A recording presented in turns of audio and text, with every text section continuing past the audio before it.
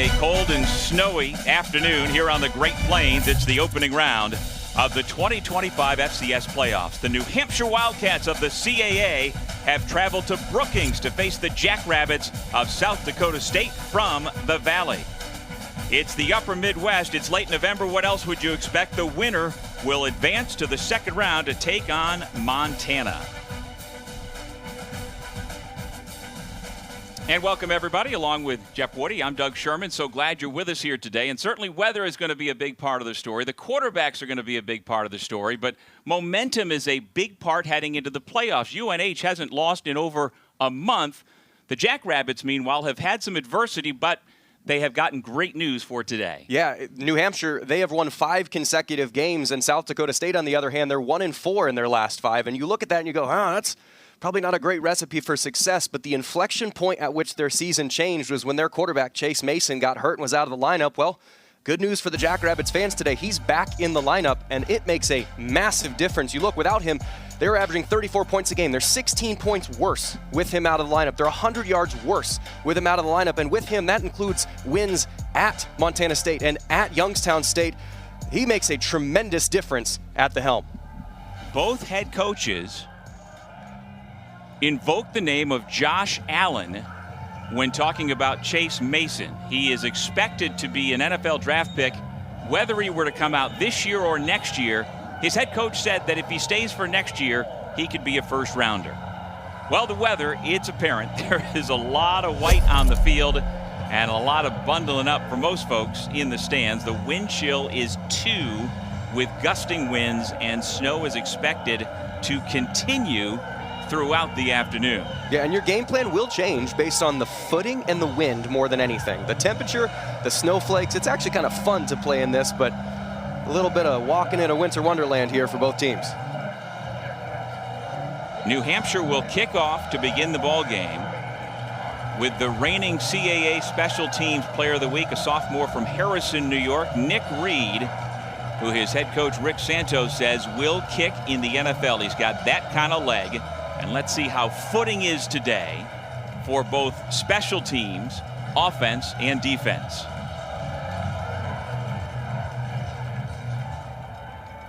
Anchored themselves in the ground. Well, if your footing's not stable, pass protection is harder, but routes, you know where you're going, so defending the receivers is harder. So harder to protect, but easier to run. So not really a tremendous advantage on either side.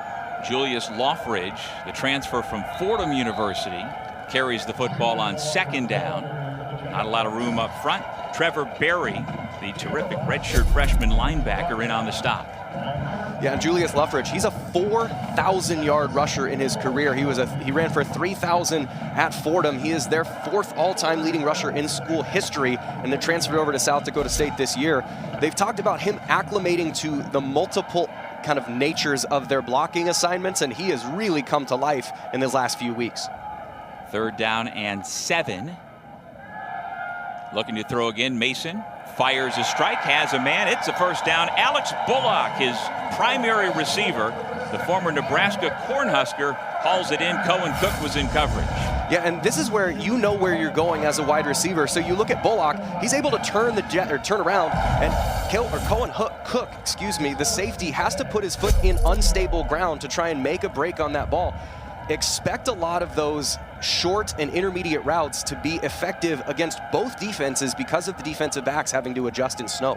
That was Bullock's 64th catch of the season. And there's Graham Goring on the receiving end. He's the guy who made the overtime winning catch to get the Jacks to this point in their regular season finale last week. Man, the guts by Jack Henry to make that pass in that game, and the incredible catch that he made, that's going to go down in Jackrabbit lore for a very long time. But there's once again another stop and turn around route, forcing defenders to break forward once they're already in a back pedal. That will be a common theme for both teams all day. So a 6-yard hookup from Mason to Goring. Going to run it up the middle with guidance. Loffridge able to break free. Still on his feet. Dragged down by Duncan Moreland, the free safety, who made a touchdown saving tackle. And really, that's a pretty good example of what both teams provide. Darren Burton, number 4, he's the nickel corner. He is their havoc. He is their chaos. He made a connection in the backfield. You see him coming from the left side of your screen. He just wasn't able to make the tackle because Luffridge is 6 foot 215 of solid chiseled stone. He is really hard to get on the ground. So that's a free rusher, and it's number 4. Yeah, you'll see that a lot. Luffridge breaking tackles, you're going to see a lot of that too. And I love that the tight end number 82, Coleman Kuntz, helped to guide him through that hole, turned him in the right direction. Incomplete pass by Mason. Now, tell you what, so with Chase Mason back, that means Jack Henry, who had been their starting quarterback the last few weeks, he goes back to number 2. How does it change the offensive outlook for the Jackrabbits and their staff? The offensive coordinator, Eric Eidsness, the head coach, Dan Jackson. Yeah, it does. I mean, it's the guts are the same. You know, the nuts and bolts of the car are the same, but the engine's a lot better. And the arm talent this kid had is unbelievable. His physicality, his captainship, I mean, everybody's vibes improved when he came back on the practice field. Screen pass, caught. Gonna be a big play down the sideline, out of bounds. A little extracurricular after the play. A couple of players get separated. Jack Smith was blocking downfield. Duncan Moreland was the Wildcat on what's a big play to Isaiah Garcia Castaneda. And now they're looking to go a little bit faster tempo, and New Hampshire caught substituting. Run it with Luffridge, and he is drilled. Got a flag down on what was a big hit by the captain, defensive end Zach Guerin. Yeah, that'll be too many men in the field, as they weren't. South Dakota State did not substitute. Illegal substitution, more than 11 players in formation. Defense, 5-yard penalty, remains first down.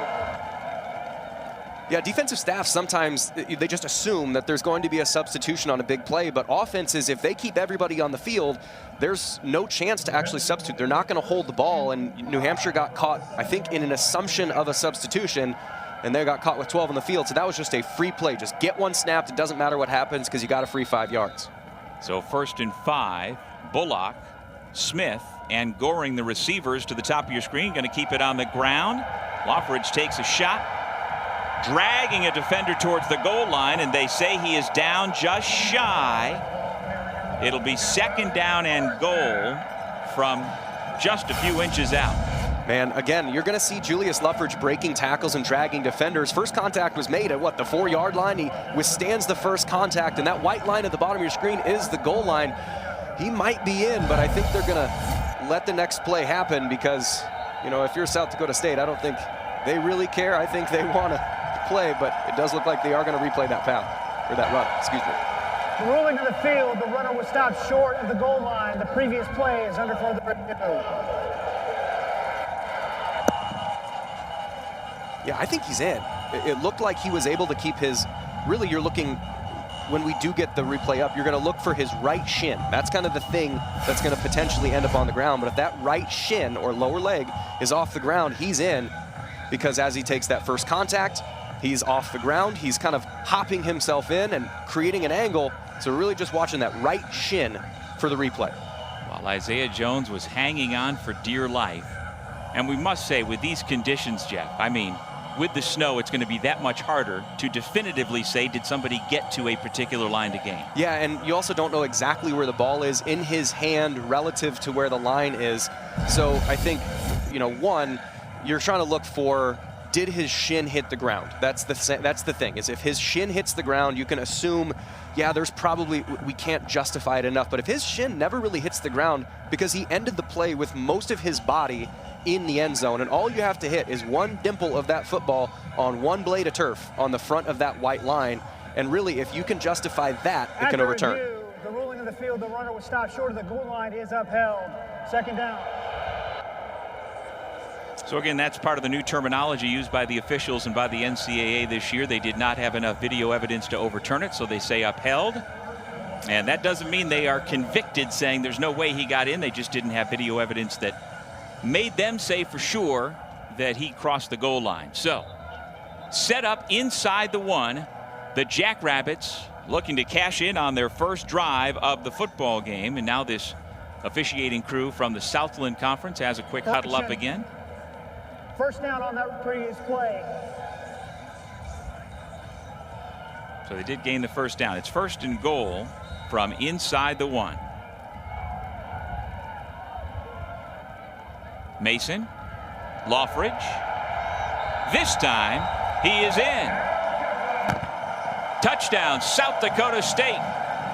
6-0 to start this football game. And once again, you're getting Julius Loffridge downhill. I mean, that is the nature of a running game here. One of the things you don't want to do is you don't want to run side to side because it forces your running back to make a cut. But what you want to do is run straight downhill. When the guy that you have carrying the ball has the physicality of Julius Loffridge, you go right through the teeth of the defense. 7th touchdown of the season for the senior from Houston. Trying to get the Jackrabbits on to round number 2. Again, South Dakota State started the year 7-0, have lost 4 of its last 5, but that coincided with the foot injury suffered by their quarterback Chase Mason, who is back and steers this team right down the field under adverse conditions. The PAT is good by Eli Stater.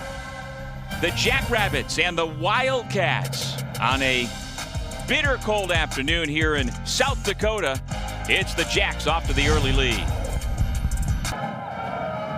Back at Dana J. Dykhouse Stadium here in Brookings, South Dakota.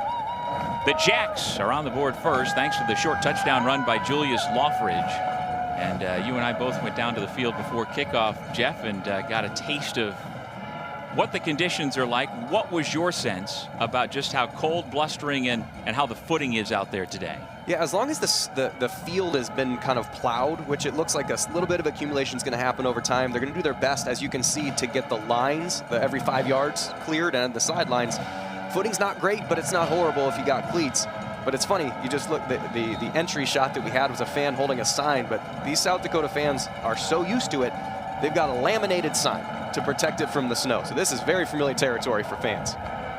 Short kick, handled nicely by UNH, and on their first possession of the day, thanks to the good hands of TJ Farrell, they're going to be set up with some very good field position with Matt Vezza, the sophomore quarterback from Elmhurst, Illinois. He has been excellent this year, recently named 3rd team All-CAA. Yeah, and really, I see a lot of Chase Mason in him. He's obviously not the same size, 6'2" 200 versus 6'4" 240, but the ball kind of pops out of his hand. He's very calm. He's very comfortable.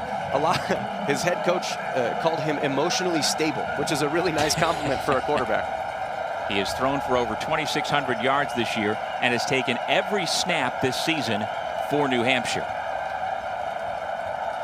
The running back is Miles Thomason.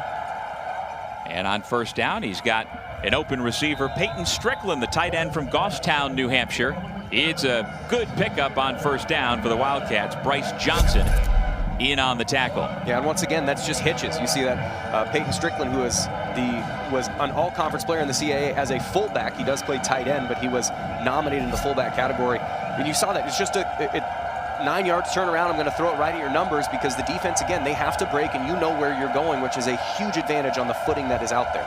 The center is Luke Swain. Always important, especially on a weather day like today. Thomason, his first carry, and he's going to have enough for a first down. A good job by Thomason understanding the game situation. This is not a game, despite South Dakota State having a really productive drive with big plays, it's not a game that you can expect big plays. You can kind of think that they're going to come because at some point somebody's going to slip and you can break one. But you're expecting to have to make an 8, 9, 10, 12 play drive to get down there. And Thomason did a good job of knowing where the first down sticks were, putting his shoulder down, getting a new set of downs, allowing that long drive to start. And at 5'9", 181 pounds, as coaches say, Miles Thomason is the strongest pound-for-pound player on this football team. Play action fake to him. Vezza throws off the hands of Jalen Lee, the free safety, who looked like he'd have himself an easy pick. It would have been his 4th interception of the year. Yeah, and this is another casualty of the snow. Watch Chase Wilson coming across the middle. He does slip. He almost kind of Scooby-Doo's his way around the middle of it, kind of sliding. Well, he wasn't able to make a good jumping attempt at it. That ball was a little bit high. But also as a defensive back in this snow, you're so busy not falling over that you can sometimes forget where the ball is going to be played at. So I don't blame necessarily, despite the fans wanting to, the drop on that interception. You went Scooby-Doo. I was thinking Fred Flintstone. Yabba dabba do, Doug. 2nd down and 10. Looks like the pass is caught. Indeed, it's hauled in once again by the tight end Peyton Strickland, who has caught 23 passes this year. In coverage was the defensive captain, the Mike linebacker Joe Ullman. Yeah, Joe Ullman is he's a big physical dude, and he's going to have to pick up a little bit of slack. Their other extremely talented, likely future NFL player, and Colin McShane, number 5, is out today. So he's going to have to play big, especially in a game that is going to be as in the center of the field as this one's going to be in the running and passing games. And McShane is their leading tackler. Without him, hopeful that he would be able to return next week if the Jacks advance. Thrown over the middle. Again, the intended target, Peyton Strickland. And so that'll bring up 3rd down and about 4. Yeah, if you're a defensive player, and really nice coverage there, but if you're a defensive player, it's not like you're going to try and forget the outside of the field, because they can obviously throw there, but a lot of outbreaking routes are timing, because the ball takes so long to get there that you have to throw it before they're making their cut. Well, you don't know if they can make their cut, so that almost comes off the call sheet entirely. So if you're a defensive player, you got to think everything's in the middle of the field, like almost all those passes were. South Dakota State just did a really nice job of defending those passes. Good offensive concepts, just better executed defense. And I beg your pardon, now 4th down. Guidebeck, the punter. Taylor on the reception has a fair catch at about the 12-yard line. And so the Jackrabbits defense gets the football back with 8:48 remaining in the 1st quarter. Last Saturday, the Jackrabbits went on the road indoors at North Dakota and needed a win to secure its place in the FCS playoffs, and got some big plays from both sides. Kobe Claiborne with the strip sack, Logan Green the recovery. That helped to get things to overtime, and a huge play to win this football game, Jeff. Yeah, and Jack Henry, they had lost their 4 consecutive games, including bad ones against Indiana State, and so there is all the reasons in the world to quit on your season. But that was a playoff game that they absolutely executed, and the guts for Jack Henry to make that play and the significance of that win allowed them to extend that streak, which is an extremely impressive 14 consecutive years of making the playoffs in the FCS. Yeah, there is truly a standard of excellence around here. They have appeared in 188 consecutive top 25 polls. They are 2-time national champs in 2022 and 23, and while they may not be what they have been in most recent years, the record 8-4 is not nearly as impressive as Loffridge has stood up. We can't impress upon you enough that them losing 4 out of 5 to close the regular season had more to do with who was not at quarterback than who was there today. Chase Mason, ready to lead this team to another run in the FCS playoffs. Yeah, and Jack Henry, they had mentioned he had gotten better and better, and he needed to in order to get that win against North Dakota. And by doing that, I mean, again, it was a playoff game last week. If they lost, they're out, and that streak is broken, but they managed to do it to get themselves a chance to get their guy back at quarterback. Bullock, the motion man. Mason hands it off. Loffridge running right, following his blockers. Out in front was Coleman Kuntz for some positive yardage to bring up 3rd down. Cohen Cook, who seems to be everywhere, number 10 for New Hampshire, in on the tackle. Yeah, he had, I think, multiple Division I basketball offers. He's the best athlete on the team, the coaching staff says.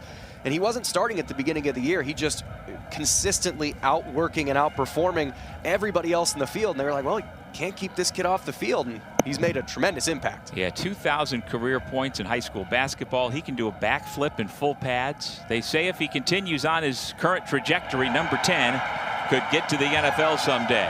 Ball came loose after Goring was tackled. They say he was down.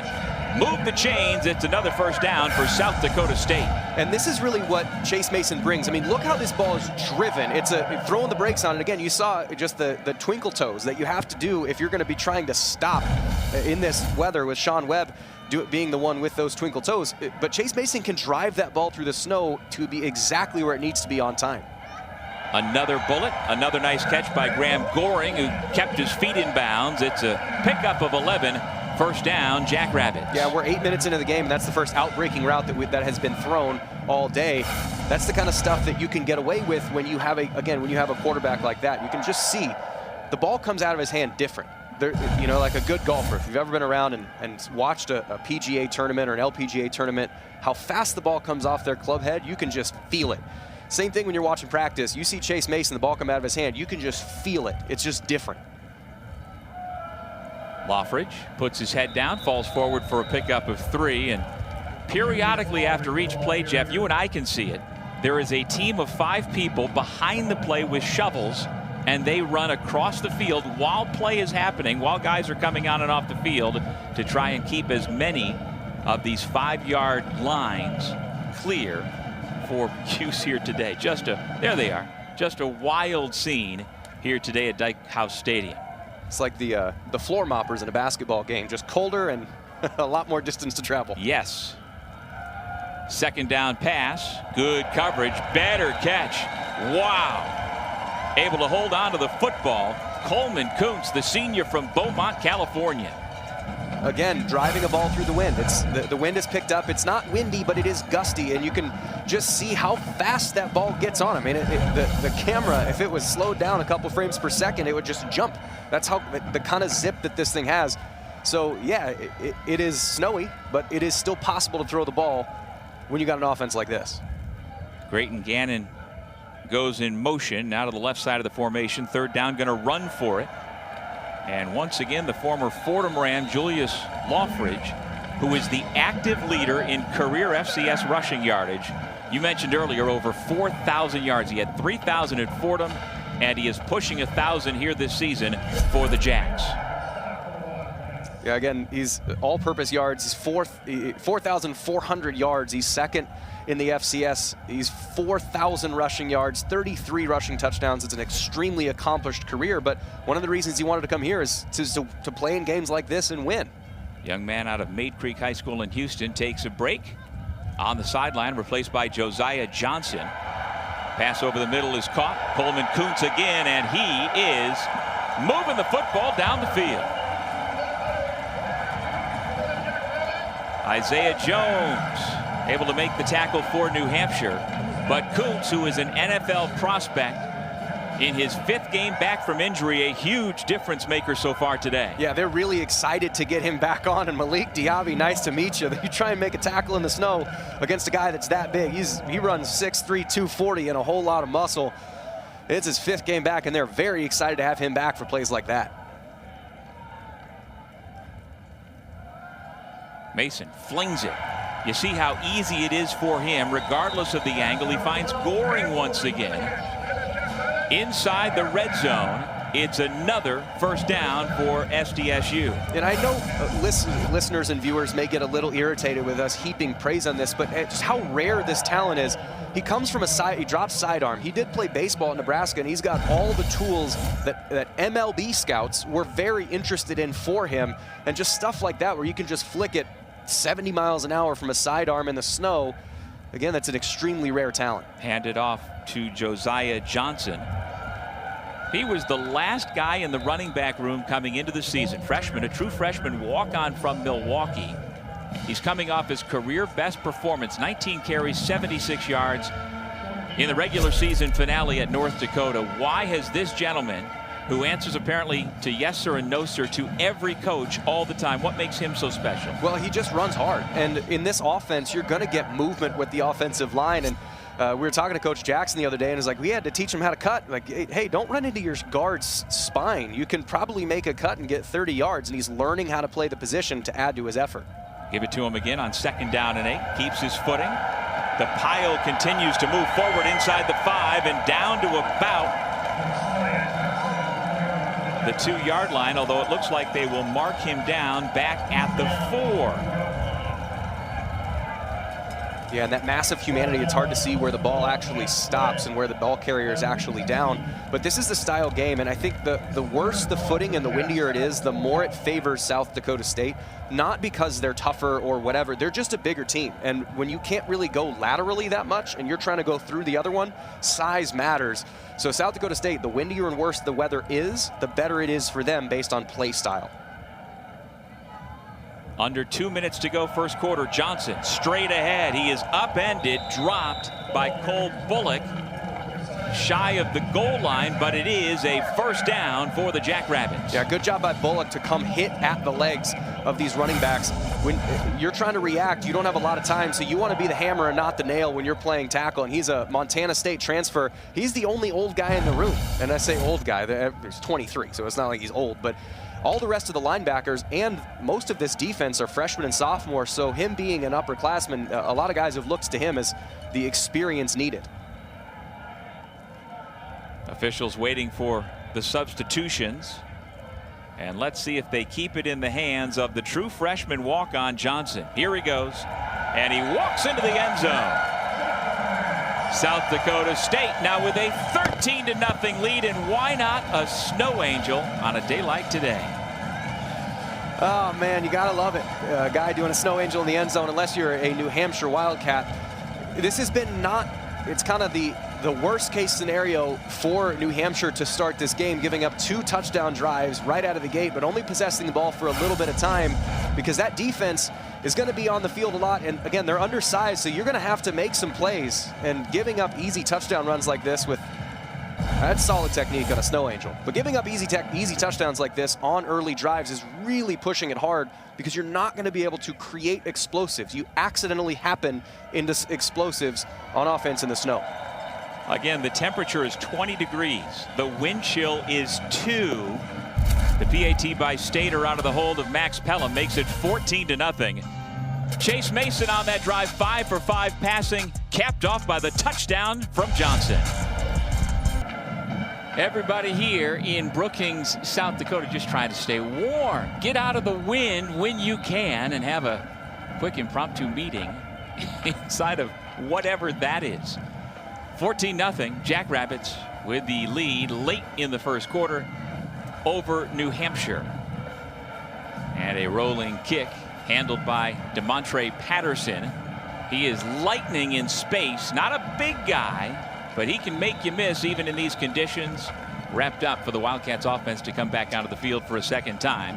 And there is a look at the first-year head coach, Dan Jackson. Came back to South Dakota State, where he had been a linebacker.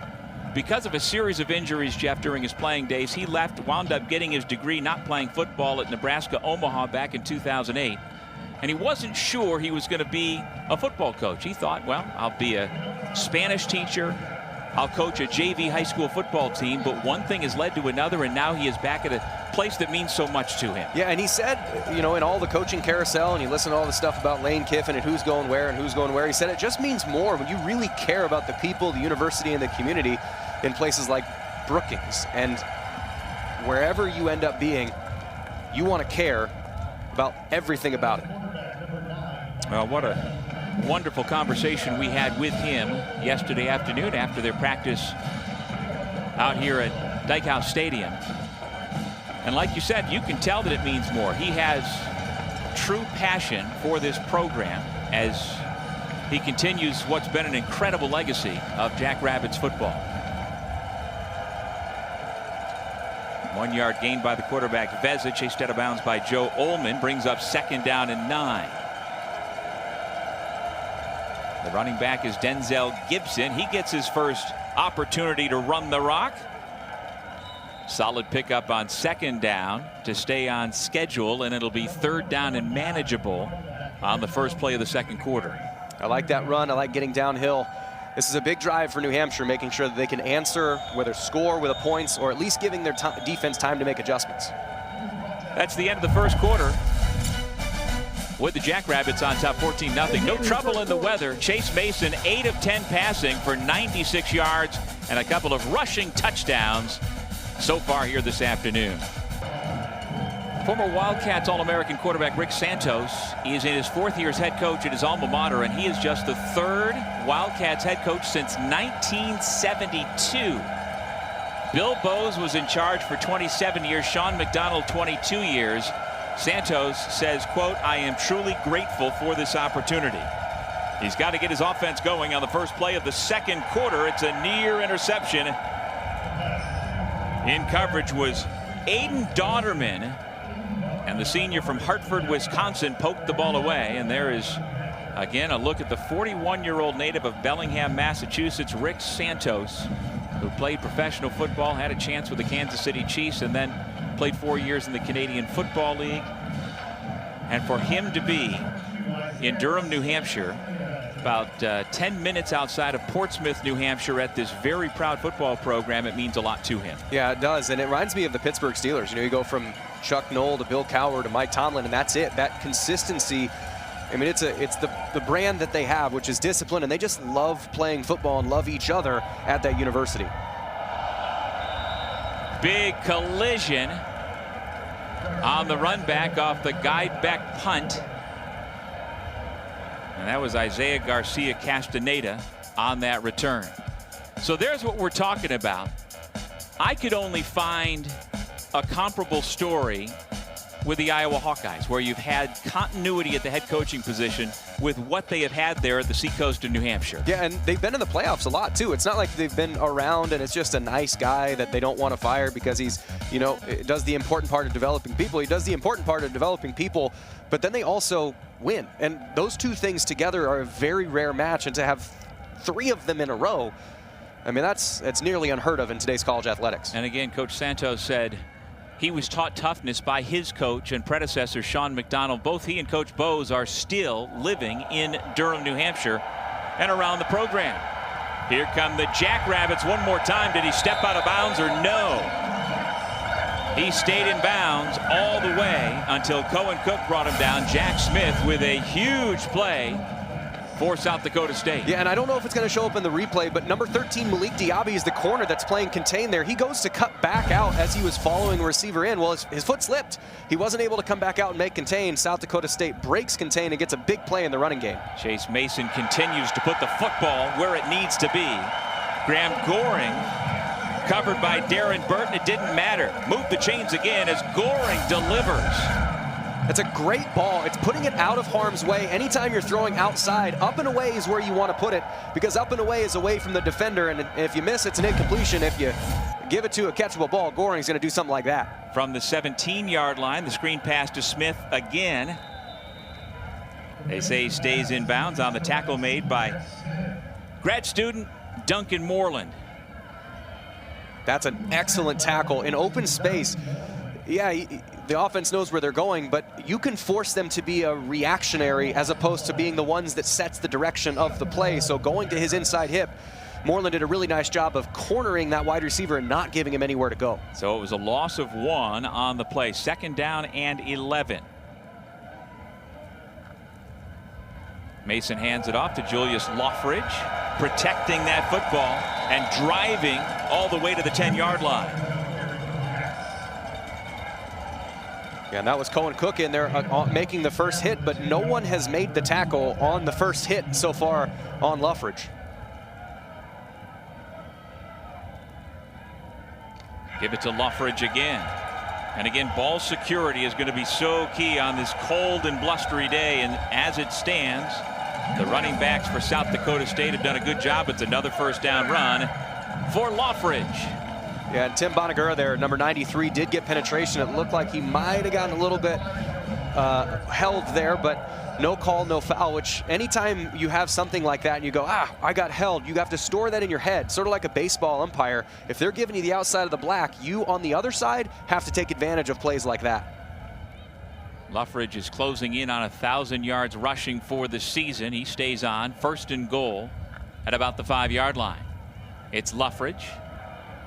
And he is stacked up behind the line of scrimmage. He was trying to follow the tight end Grayton Gannon, but the New Hampshire defense was ready. Yeah, DJ Johnson from the backside of that play did a really nice job of forcing everything back to help. And anytime you see a big play, it either comes from breaking contain or a really good combination block that gets up to the 2nd level. Those are the two things that happen. Well, if the contain collapses in, it doesn't really allow the blocks to start. So you can destroy both by doing a really nice job at defensive end like they just did with DJ Johnson. And so it's another tackle for loss for this Wildcats defense, trying to bow up and keep the Jackrabbits out of the end zone. Mason throws to the end zone, deflected, caught, touchdown! Alex Bullock with his 5th touchdown reception of the season.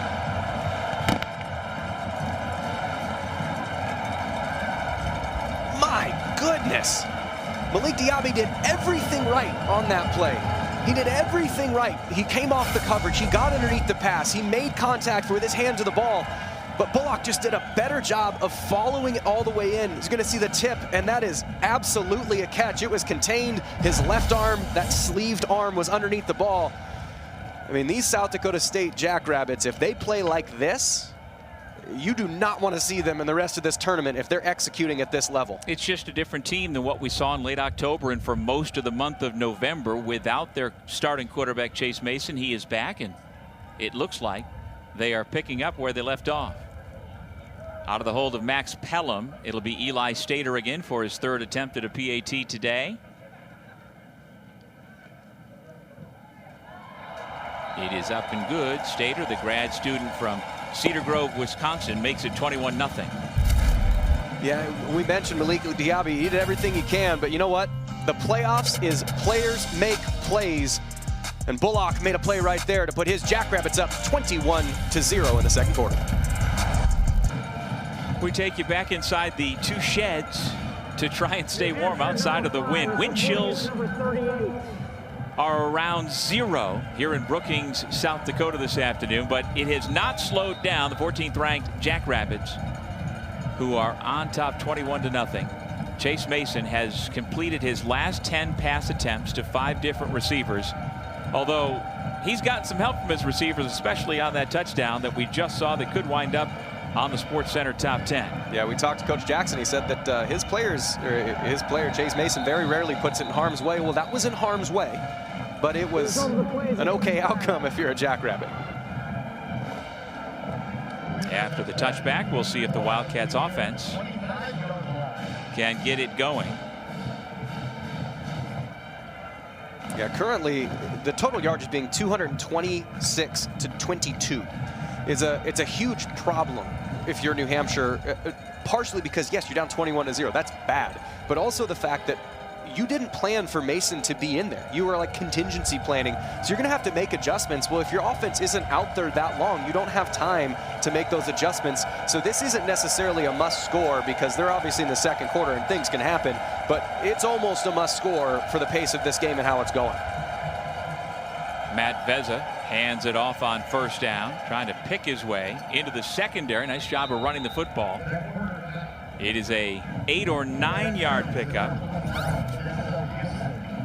on the legs of Denzel Gibson, the sophomore from Bellwood, Illinois. And we showed you the graphic about time of possession. Both of these teams are top 5 nationally in the FCS in that category, but so far it has been completely one-sided this afternoon.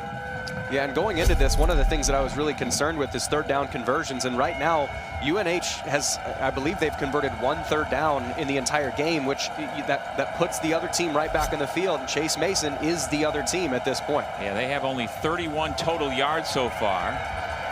Trouble at the mesh point. Vezza, along with Gibson, they weren't sure who was going to have the football, and so no gain on the play to bring up third down. Really nice job there by the South Dakota State defense of crossing up the blocking scheme of what UNH wanted to do, which allowed penetration by 2 players, more by confusion than missed blocks. But Vezza did a good job of understanding, I got to get back to the line of scrimmage, keep it third and very, very short, because 3rd and 2 is doable. 3rd and 7 in these conditions is much harder.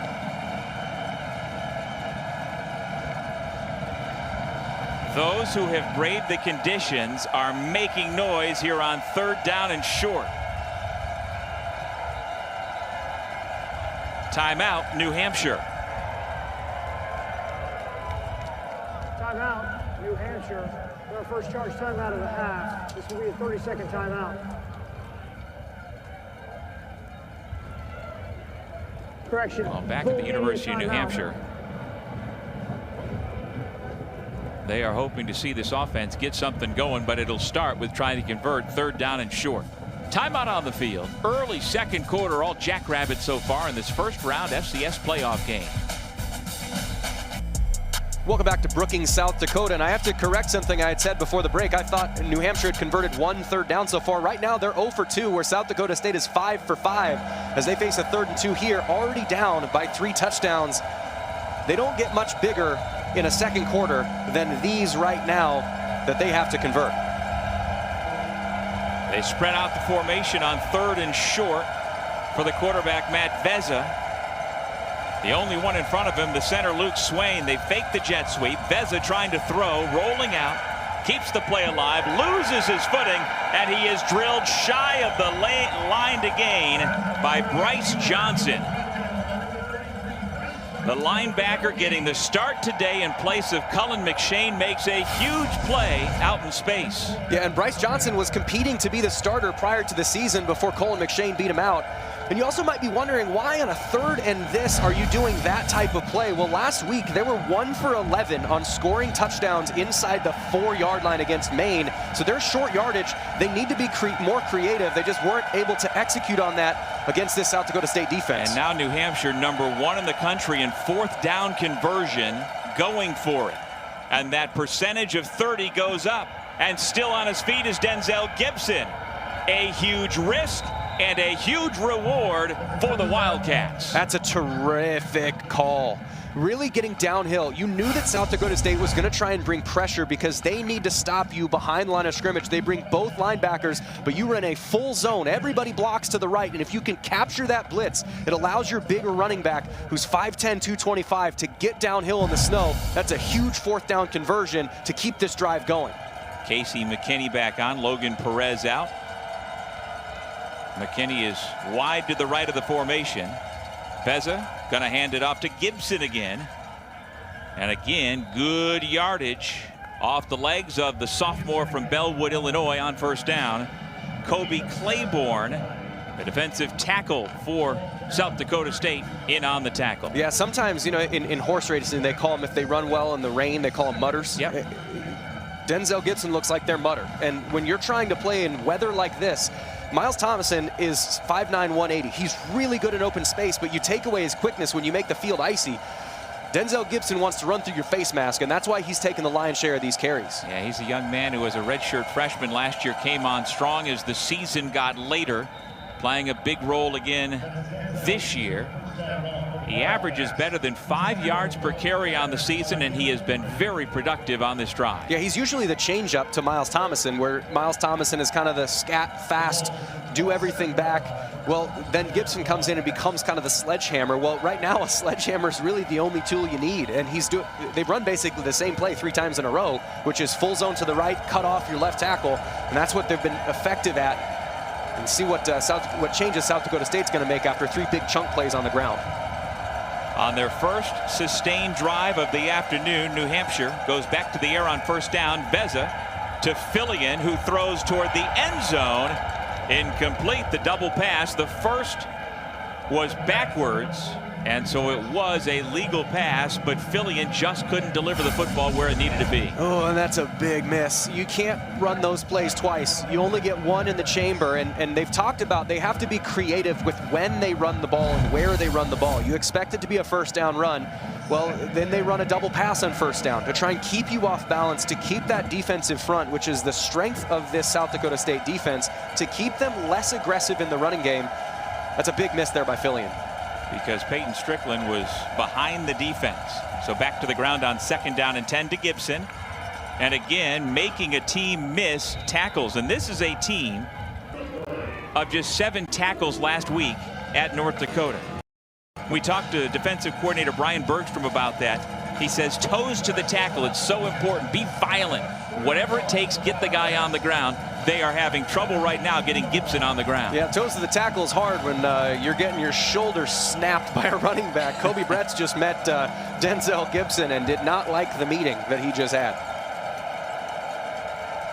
3rd down and short.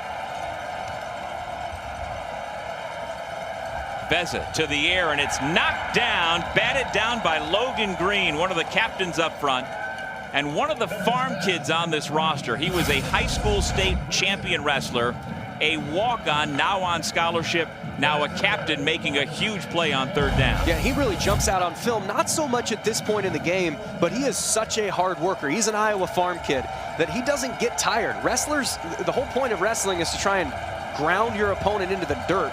And he does that, and he gets better as the game goes along. So he's a mutter, exactly what you want in weather conditions like this. Out of Clarinda High School in Iowa, going to try to make another play here on 4th down and 1. Gibson into the pile, and the spot will be crucial. It is a 1st down for New Hampshire. Situational football is really, really big. You know, and in the playoffs, guys got to make plays. Well, this is making a play. You have an unblocked defender on the backside. They left him unblocked on purpose because they're reading him. Well, Veza gave the ball off. Well, that guy becomes a free tackler. So you have a free tackler that's coming, and if there's a quarterback and a running back, that's 2. They got 11. There's 2 unblocked that are going to be there all the time. So that unblocked safety, unblocked defensive end, you got to make both of those past the line to gain. Nothing fancy. Put your shoulder down and get it. Nice job there by Gibson. Peyton Strickland is the lead back. Veza instead going to throw the football into single coverage, and it's incomplete. In the end zone was Casey McKinney.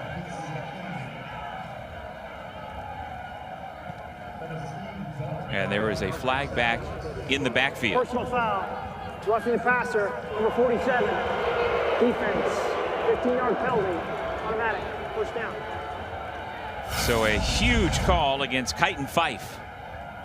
Yeah, and this is a roughing the passer play, which was really just disrupted. Yeah, there's kind of 2 elements of it. As much as South Dakota State fans might not like it, there was contact to his face by both hands of the defensive player. I didn't quite catch the number, but both of his hands hit his face, but then there's also that kind of forcible landing. So it was kind of excessive contact and contact to the head. So as much as you may not like it, that was the right call. Kighton Fife, the defender. There he is, number 47, the junior from Grand Island, Nebraska. So it is 1st and goal from inside the 10-yard line. Looks like maybe a direct snap now to Denzel Gibson as he is shifted behind the center. Fakes the handoff, and he's going to try to run, but was not fooling anybody. It's Logan Green one more time with a big tackle for loss. Yeah, Logan Green and Bryce Johnson combined for that. And, you know, I mentioned on the previous drive that New Hampshire did a really nice job of collapsing everything down. Well, if you're trying to run sideways, penetration up the middle forces the running back to bubble backwards. And if you have to bubble backwards in the snow, all of your momentum, your capacity to cut, and all the timing of the blocks is gone. And so that penetration up the middle there by Green blew that play up before it could get going. And it seems strange to me that the running back would fake the handoff to the quarterback. Why not just go? Well, you can set it up for later. Now, if you do want to give the ball to the quarterback, you can throw it off of that later in the game if you're setting that package up. Let's see what UNH has on 2nd down. Veza tripped up. Looked like Kobe Claiborne, who was engaged with the offensive lineman. Their legs got tangled and Veza went down. And this is when we were talking at the very start, kind of the disadvantage of passing in the snow for the offense. Wide receivers and quarterbacks know where they're going, but watch the offensive linemen who are trying to put their feet in the ground. You see number 55, Tolu Olajide, he's trying to get his feet in the ground to stop the bull rush, but you don't know where your footing is. So you're trying to pass block on ice. So the bull rush of the defensive line has the advantage in snow. I don't think you're going to have a lot of time to get it here. So my guess is if they want to score a touchdown in this drive, they're going to try and get it to the 8 or 7 yard line and then hope somebody can break a tackle or convert on 4th down. Veza flush from the pocket. Now he's going to run the football. Drilled at the 10. He's still going and out of bounds at about the 7 yard line. Joe Ullman was among those who popped him, but Veza was undeterred. That's exactly what you need to do. Again, they're trying to get to the 8 or 7 yard line because you're just trying to make a 4th down possible. Now, it does look like they are going to run the kicking unit on the field, but that's still a big gain, even if you're going to go for the field goal, because this wind is gusting up from the time the game started. So this is a big conversion, and I think if the conditions were better, if they were able to set their feet and pass, I really like Veza in situations like this, but without being able to control where it's going and without being able to pass protect, field goal is probably the smarter decision at this point in the game. Nick Reed. The kick is up, and there is a flag before the snap. Delay game, offense. 5 yard penalty. Remains 4th down. So that'll make it a little bit tougher, 5 yards farther away for the kicker, who his head coach Rick Santos says has an NFL leg. But like you said, the wind continues to change directions as well. The first quarter, the wind was going into the face of where he is kicking now. It appears to be more with him at the moment.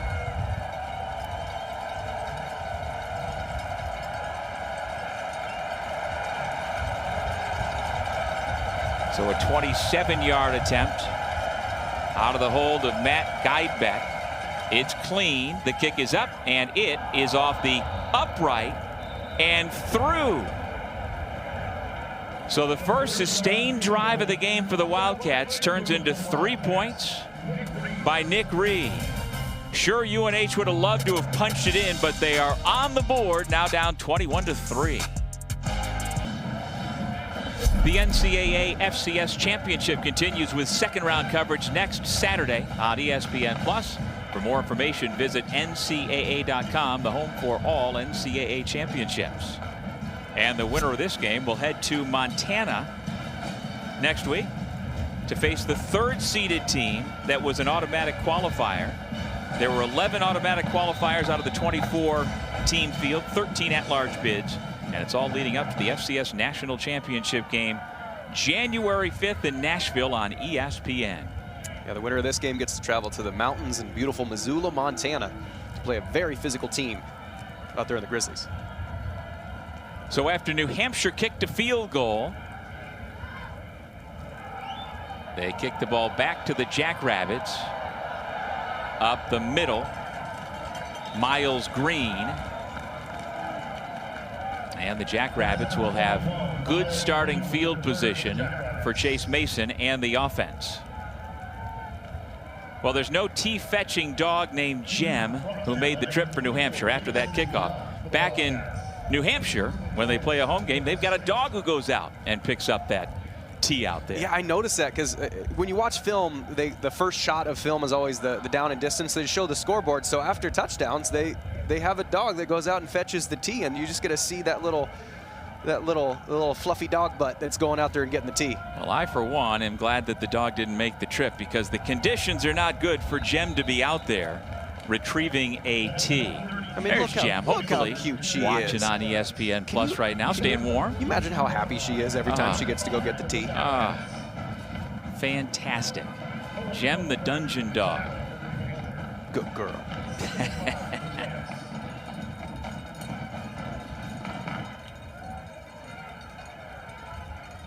Second down and 5.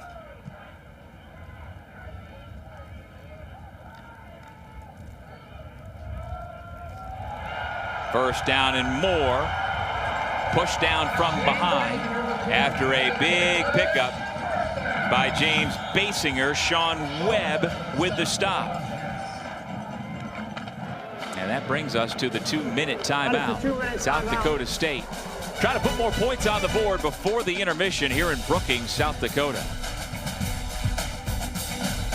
With Jeff Woody, I'm Doug Sherman back in Brookings, South Dakota. And with some extreme weather conditions, you'd think it would be tough to throw the football. That has been the case for UNH so far, but no problem at all for South Dakota State. Yeah, and what difference does Chase Mason make? You know, we've harped on it. We've said a lot about how good Chase Mason is. Vez is an all-conference quarterback, and they're 2 for 7. He's 12 for 14, and every single ball is on the money, and the incompletions are either throwaways or a nearly missed. Pass caught by Jack Smith down the sideline. He has himself a free lane to the end zone. Touchdown, South Dakota State. And into the snow pile they go.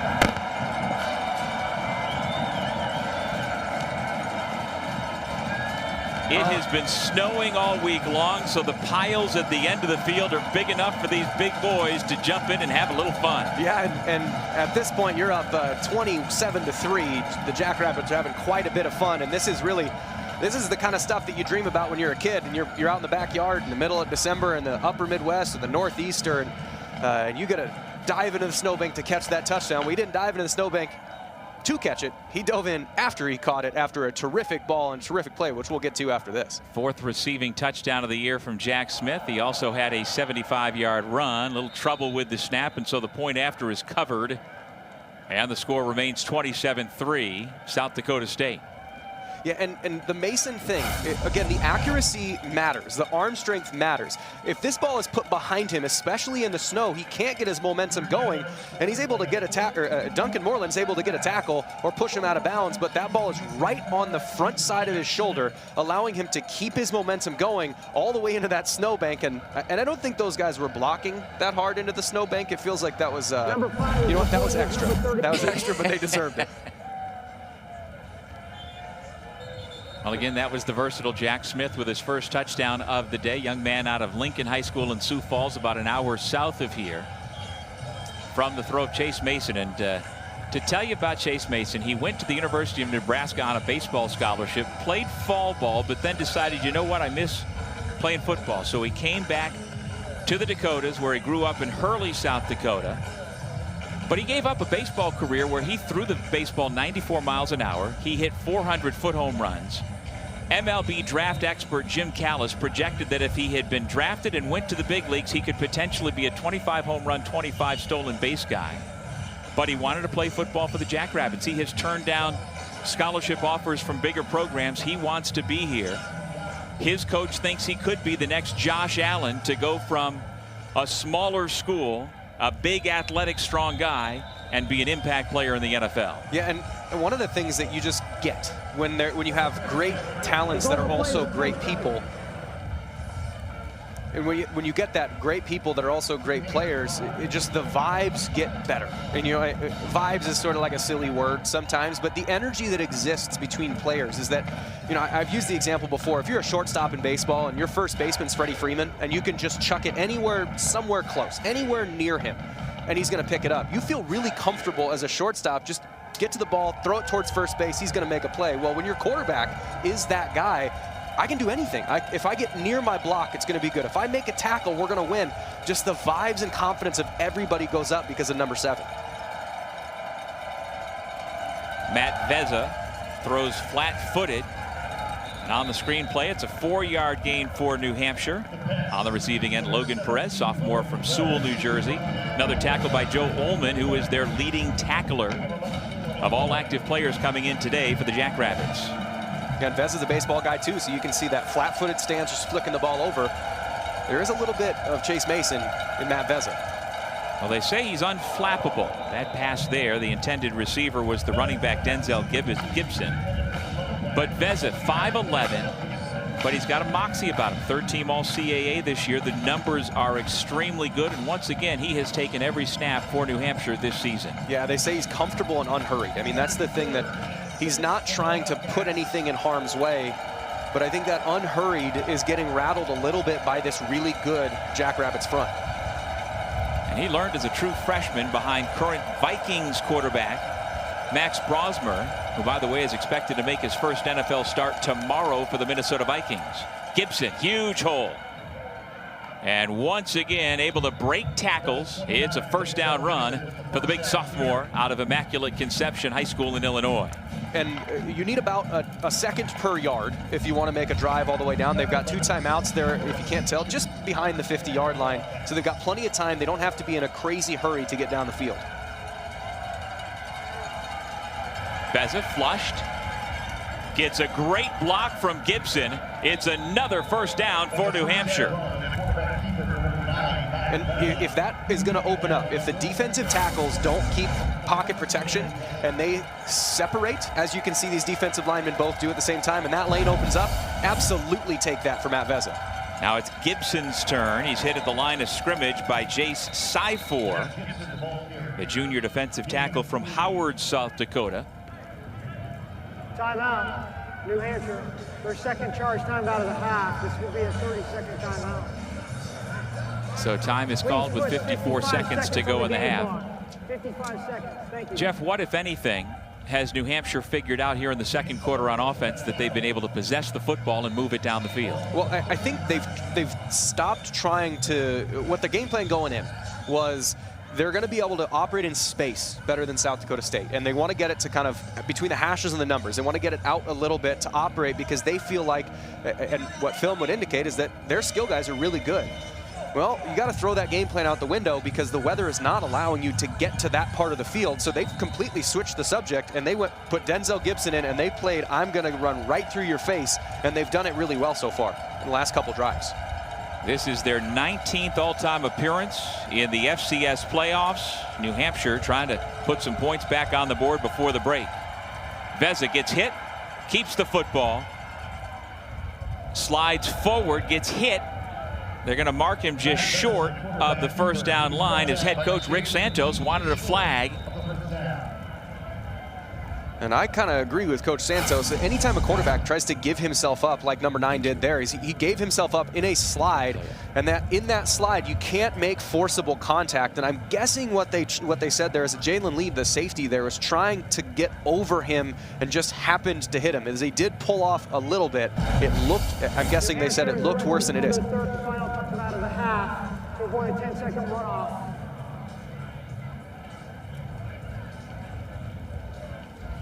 Referee Matt Beck giving us the indication that New Hampshire will use their final timeout rather than on an injured player. If you do not use a timeout, you have the ball, the clock is moving, you'd have to have a 10-second runoff.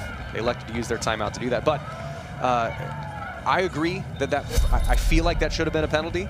But again, they didn't get it once on the other side where Mason was sliding. They didn't get it on this one with Veza. You got 42 seconds left and no timeouts. You are in dicey field goal range in these conditions, so you're going to want to get at least another 10 or so yards closer. But at 27-3, this thing needs to end up in the checkerboard that you can't see in the end zone. Good to see Tolu Olajide walk off under his own power. And so a switch at left tackle.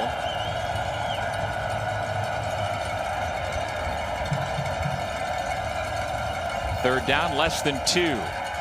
Veza rolling right. He could run for it and will. Able to get out of bounds as well to stop the clock at 35. It's very smart. So far, I've been really impressed on this drive with Veza's understanding of the situation.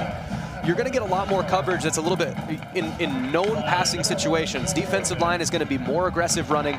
Coverage is going to be a little bit more aggressive towards your wide receivers, which means there's going to be more space for you. And so understanding where's the free space on the field, getting out of bounds, preserving that clock, 35 seconds with about 30 yards to go.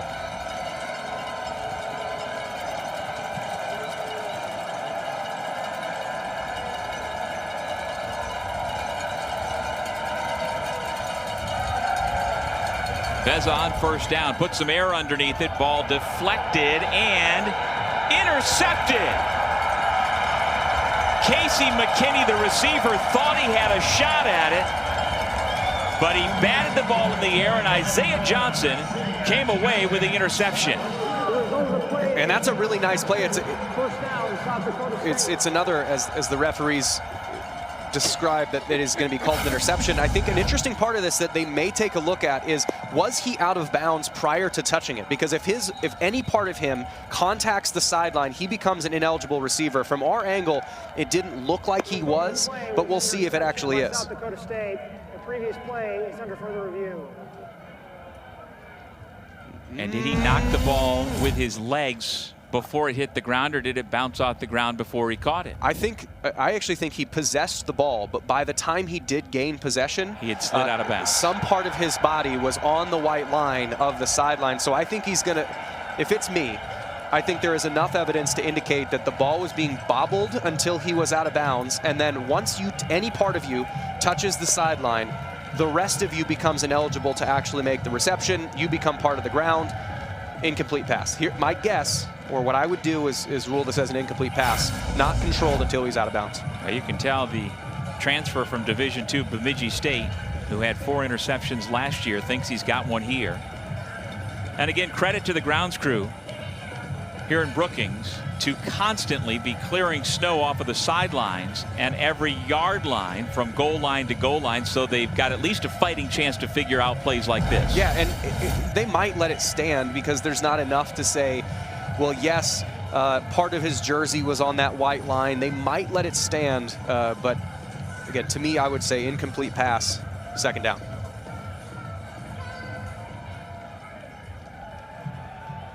After further review, the ruling on the field of an interception is upheld. First down, South Dakota State.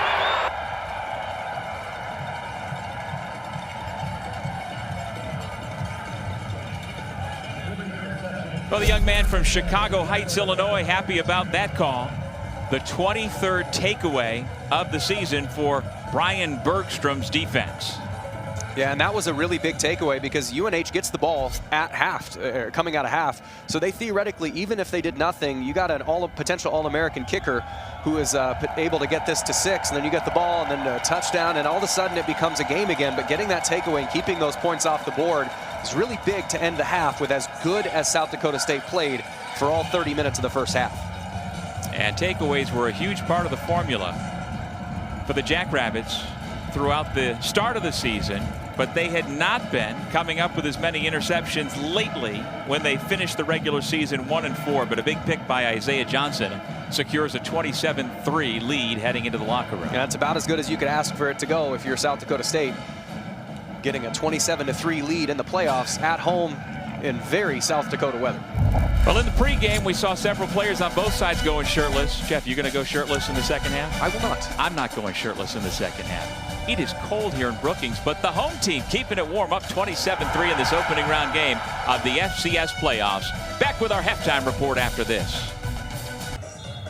As the ground crew continues to clear the field right up until the start of the second half, we give you a chance to see some of the out-of-town scores. How about the Coyotes being pushed by Drake at the half in another first-round game? Yeah, I imagine the Jacks fans aren't too upset to see that one really tight with a really tough Drake football team making their third straight appearance in the playoffs with a new coach, Joe Woodley, who has taken NAIA Grandview to, I believe, 2 straight national titles, is now the Drake head coach. They're a tough team, but I don't think the South Dakota State fans have any love lost for the Coyotes.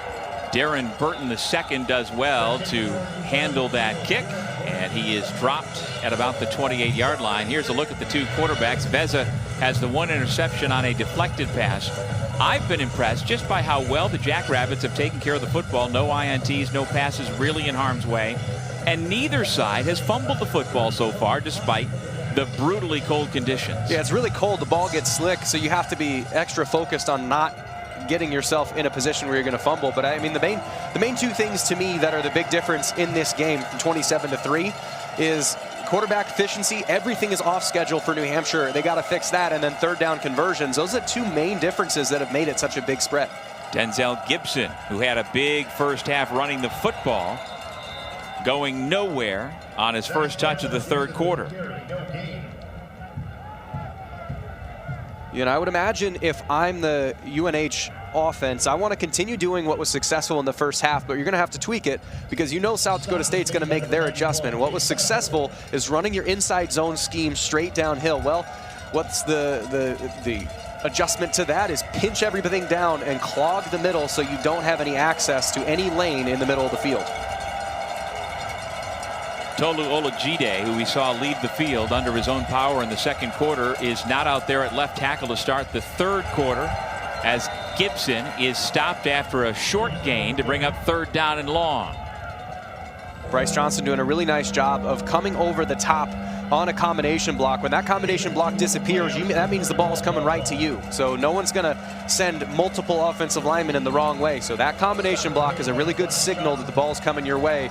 Great job of getting around it and getting a contact in the backfield. Jake Kadire, number 77, is the starting left tackle for UNH here in the third quarter.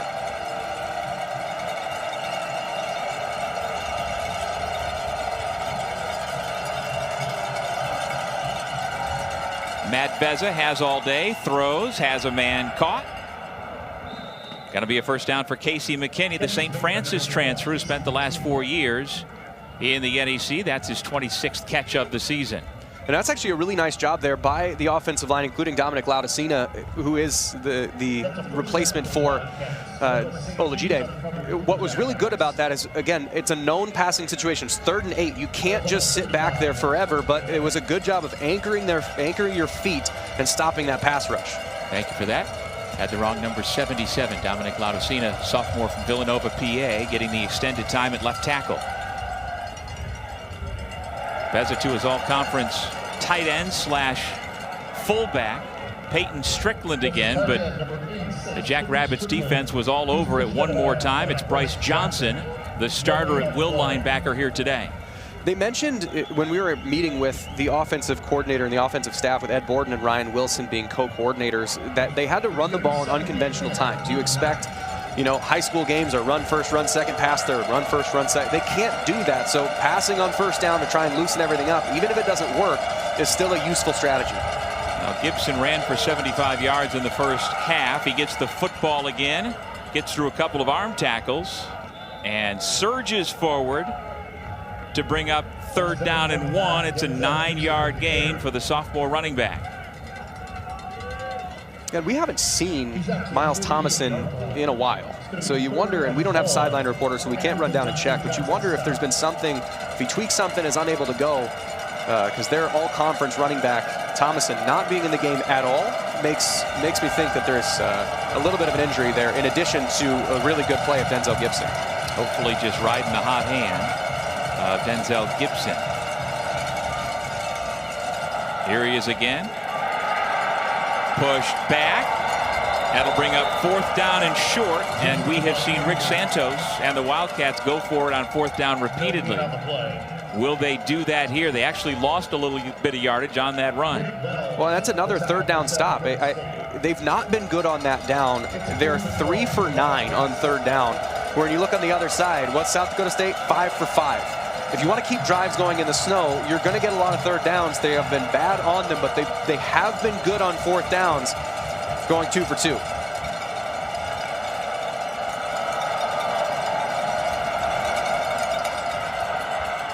Run it up the middle. It's going to be close. Both sides pointing that they won that play. Aaron Wolfkell-Holston among those on the tackle. And it is a New Hampshire 1st down. It's one of my favorite things about football. Like, if you don't know anything about the sport, you just see 2 groups of people just pointing at each other and waiting for a person in stripes to say who's right. I think it's like 2 kids in an argument, which is like a 7-year-old and a 5-year-old over who started the fight. Yep. Mom has to come in and say, you know what? You're both in trouble. 1st down, move. Well, here's another indication that perhaps there's something wrong with Miles Thomason, because the little-used 3rd-string running back, Elliott Miney, has come into the game for the first time for New Hampshire. The runner was ruled short of the line to gain. South Dakota State is challenging the ruling on the field. Interesting phrasing. I believe what he meant to say is, I believe what he meant to say is the ruling of a 1st down is under further, that the runner had completed or reached the line to gain is under further review. I do believe he misspoke. This is going to be really hard to overturn. Right. I mean, just unless you have a camera angle that is perfectly tracked, you know, and you think of like NFL broadcasts in the Super Bowl that have like 27 cameras that they can have a cart that kind of goes down along it. Like, even those games with a billion cameras still doesn't have a perfect angle that in the midst of a pile you can say, nope, it was this blade of grass instead of this blade of grass. Yep. So just plays like this are just really hard to overturn unless you've got super obvious evidence that something is going to be changed. And all the while, the Shovel Brigade, collectively the MVP of this game this afternoon, continue to clear snow. I mean, seriously, there are a half a dozen men and or women who have not stopped with the shovels. Wolfkell-Holston fired up, the senior from Gilbert, Arizona. Here is the call. After further review, the ruling of the field of a 1st down is upheld. South Dakota State's challenge is unsuccessful. They will be charged their 1st time out of the half. South Dakota State will be unable to challenge for the remainder of the game. Yeah, and that's one of those, like, even if you dislike the call, and even if you're right, it's just the call on the field is assumed to be correct.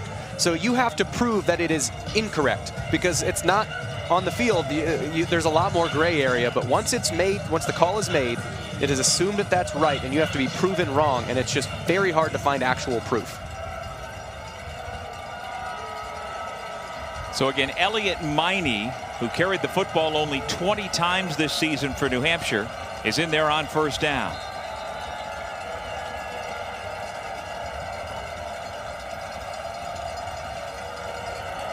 Miney takes the handoff, runs into a wall of blue after a 1-yard gain. Syfor among those in on the stop. Kobe Claiborne as well. And at the very least, the Wildcats in the 2nd quarter and now into the 3rd, their offense has been able to possess the football. It's something they've done very well all season long. They couldn't do it in the 1st quarter, couldn't get anything going. And during that duration, the Jackrabbits took advantage, jumping out to the big early lead. Yeah, they weren't able to convert on those drives. They only have 3 points to show for the better offensive execution. Gibson back into the game, goes out into the flat, can't haul in the pass. And if he did, Joe Ullman was going to make sure there was no yardage after the catch. That was a good job there by Veza of breaking contain, where again, your offensive linemen are on skates. You're not really sure where you're going to be able to set up and make a pass, but that's a nice job of escaping the pocket, just better coverage of not letting anybody open. Laudicina, Rogers, Swain, Habersham and Riley, the big boys up front for New Hampshire. Dylan McLevich, their captain offensive lineman, out with injury. 3rd down and 9. And they've got one-on-one coverage with Chase Wilson at the top. Setting up the screen. Gibson is drilled behind the line of scrimmage and finished off by Logan Green. But Joe Ullman among those who were ready for that play. Yeah, you call a screen expecting there's going to be pressure. And what happens when there's not as much pressure as you want? Well, you're really just kind of punting the down. They only brought 4 on that play. And a screen is built to essentially allow extra people up the field and then throw right behind them. But those people not coming up the field means you're throwing right into them. And so you're making a wager that on a 3rd and long they're bringing pressure. South Dakota State does not. And UNH unable to capitalize on a reasonably promising drive to start the half. And Joe Ullman, who spent the last 3 years backing up Jack's legend Adam Bach with another big play to get the defense off the field. Good punt that lands in the end zone. And that will take us to break. Chase Mason and the Jackrabbits offense coming back out onto the field after this. So far, the New Hampshire defense just has not been able to get this Jackrabbits offense off the field. You see how productive they have been with Chase Mason back in the lineup. Yeah, I mean, again, there's nothing that he does that is detrimental to winning. He's a big play machine. He's super efficient. He's a great leader. He is exactly what you want in a quarterback, and it's shown today. He missed the last 5 games with a foot injury, was cleared by the medical team throughout the week, practiced, and he has this offense humming. Julius Loffridge with a huge run on 1st down. Cohen Cook actually had a pretty decent shot at him. Really well blocked by the offensive line of the Jackrabbits.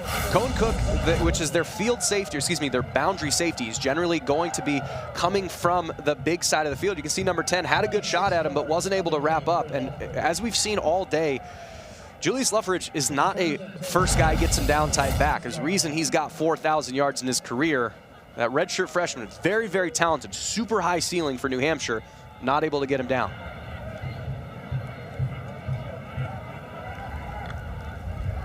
Give it back to Loffridge. Straight up the middle. Going to be a gain of about 4. It'll bring up 2nd down. Cole Bullock among those in on the stop. Cohen Cook again always around the football for the Wildcats. Yeah, Cohen Cook is always around the football. And I misspoke. He is the boundary safety. They put number 4, Darren Burton, to the field. But tackling's easier with a buddy, and that was a good job there, even though it was a 5-yard gain, to get 2 bodies on Loffridge. Well, Loffridge has now passed 1,000 yards this season in his Jackrabbits career, to go along with better than 3,000 yards the last 4 years with the Fordham Rams. Well, that was a miscommunication, eh? That was a draw play that was called, which was intended to be likely to the left side of the field, but Loffridge was lined up to the right side, so Chase Mason is play action faking to no one on an intended give to Loffridge, so sometimes it doesn't work exactly as is planned. Well, that's about the only thing that's not gone perfectly well for this offense today. South Dakota State with the football on top, 27-3, early 3rd quarter. 3rd down, Mason to throw. He has all day in the pocket, finds an open man and delivers the football.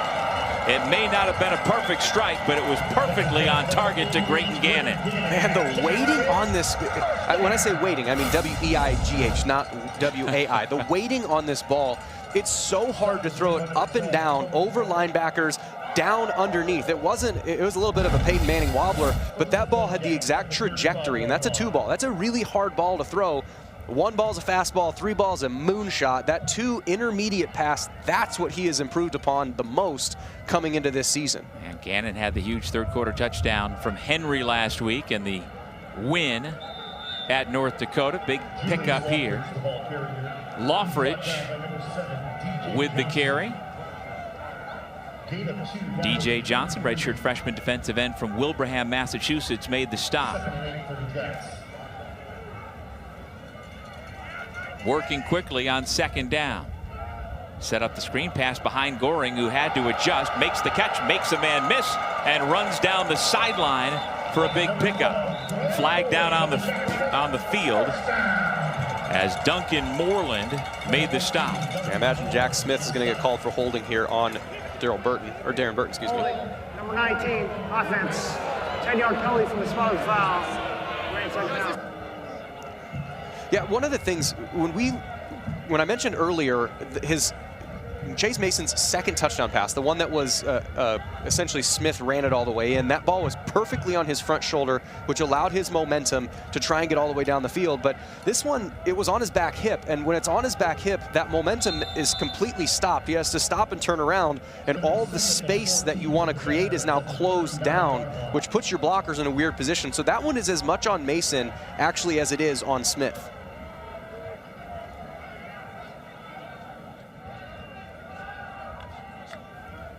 On second down, Mason steps into it, throws it down the middle, and it is intercepted. Great coverage by Sean Webb to take the football away. It's his second INT in as many weeks. And that's just Chase Mason's second interception all season. He very rarely puts the ball in harm's way, but that thing floated. First down, New Hampshire. I don't dislike the intention to throw the ball, but that thing was underthrown by like 5 or 7 yards. If you're going to throw it in the end zone on a ball like that 3 ball, that big moonshot, you cannot underthrow one of those moonshots, especially when you got a defender that is right in the hip pocket. Really nice defense by Sean Webb there. And Webb missed a big chunk of the season, lost 5 games due to a broken wrist suffered against UAlbany, and has been coming off the bench in the cornerback rotation for defensive coordinator Scott James, whose team comes away with the big takeaway, but now staring at 97 yards in front of him. The offense led by Matt Veza back on the field. Movement was Luke Rogers drawn offsides by the defender. In order for this to be a defensive penalty, 51 had to be in the neutral zone. You can flinch on your side of the ball. Hey, number 79, offense. Half the distance to the goal. Yeah, that's the right call. I mean, Green did not get into the neutral zone. So you're coached, if a guy flinches and comes in the neutral zone, you're trying to draw that foul. So 79 moved on purpose. That wasn't an accident. But if Green doesn't get into the neutral zone and you move, then that is a false start and not a neutral zone infraction. But it's worth the gamble. You only move back 1.5 feet, and they might get 5 yards if you get the call to go the other way. Veza the give. Denzel Gibson able to get those couple of yards back that they lost on the penalty to bring up 2nd down and 10. Hayden Dodderman with another tackle for SDSU. This 2nd down play is really big because if you're able to be in a 3rd and short, it opens up the playbook a lot. If it goes for 0 yards and your 3rd down play involves your quarterback standing in your end zone in the snow against this defensive line, everything gets sped up really, really fast. Really important 2nd down play. With the temperature hovering around 20 degrees, Gibson takes a couple of shots, stopped at the 5-yard line. Once again, it's Claiborne, the junior defensive tackle from Sioux City, Iowa, to stop it after maybe a gain of 2. Yeah, Kobe Claiborne able just to defeat a one-on-one block and get his hands on the ball. And that's the situation you didn't want to be in if you're New Hampshire. Now your quarterback's taking the snap in his own end zone in a must-pass situation. You got guys that are going to be going right after the quarterback, and they move Claiborne out where he'll sometimes play inside, sometimes play outside. Oh, watch number 94 on the replacement Laudicina on the bottom of your screen. Yeah, standing up, ready to rush the quarterback on 3rd down. Here he comes. Pass is caught. It's going to be close, but shy of a 1st down. Bryce Johnson with the stop.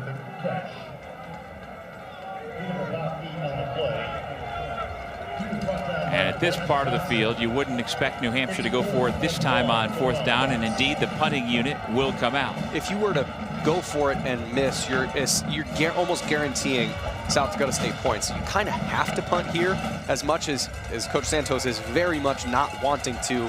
Really, for the rest of the game, you kind of don't have a choice with how ineffective your 3rd down and 4th down short yardage plays have been. Isaiah Garcia Castaneda back deep to receive the punt from Matt Guidebeck, who stands just in the end zone. Delay of game, number 47, offense. 5-yard penalty. Well, now he's going to have to move 5 yards deeper into the end zone. Running out of room back there if you're New Hampshire. You're really mainly concerned, you just got to get this thing off. With as icy as it is, the snap gets dicey, the catch gets dicey, the kick gets dicey, your blocking gets dicey. You just want to get this ball off. If it's able to be a good punt, that's an absolute win, but getting it off at all is the goal.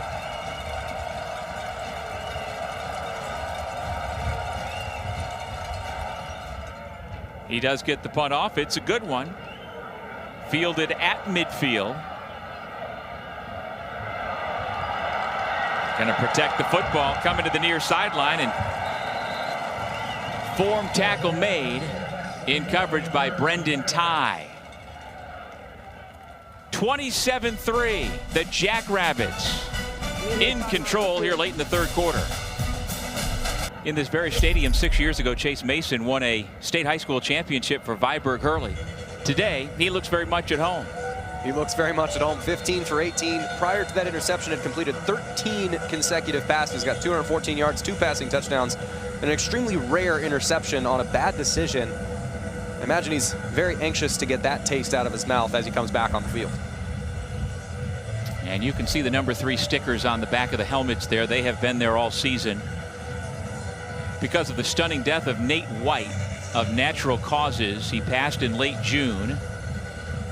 He had transferred in from Wisconsin, had been on campus for about 6 months, went through spring ball, and the team continues to think of him and play the rest of the season in his memory.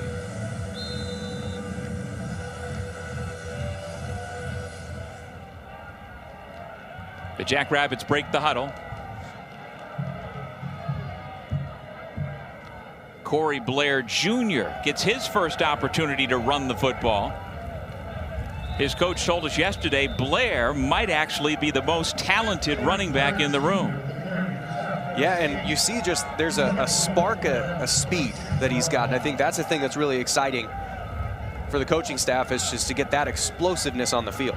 Well, he's 6'3", 210, just a true freshman from Kernersville, North Carolina.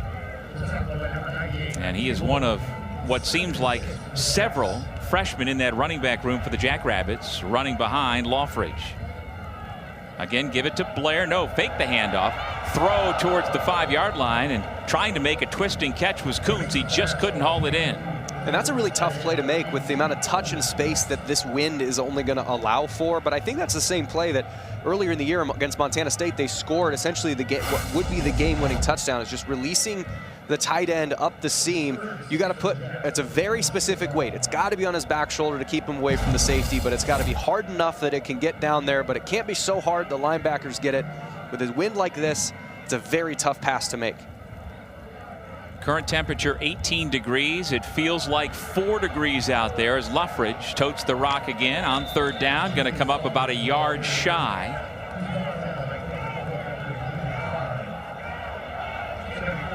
Hakan Molodum, the graduate defensive tackle, with the stop along with Cohen Cook.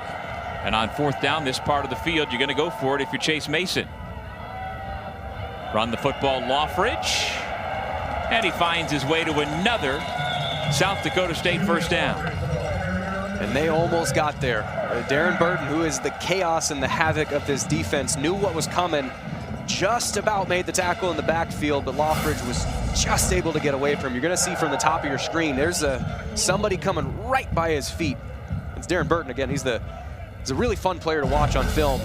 He just missed. Yeah, he's the heat-seeking missile on defense for UNH. Not able to get there this time. So the Jackrabbits keep the football. 1st down and 10. That is just inside the 20-yard line.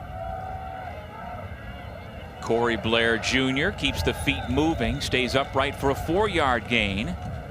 Isaiah Jones, the Springfield, Massachusetts native, linebacker for the Wildcats, on the tackle. There's only one more play that they have to run before the end of the quarter, and the wind doesn't really favor one side of the field or the other, but they're really not going to be in any type of hurry. They've already got a 24-point lead, and they're really in almost guaranteed scoring position so long as you take care of the ball. So this is not something they're going to try and be in a hurry, and they're just essentially trying to get to the end of the game at this point with the most effective way they can.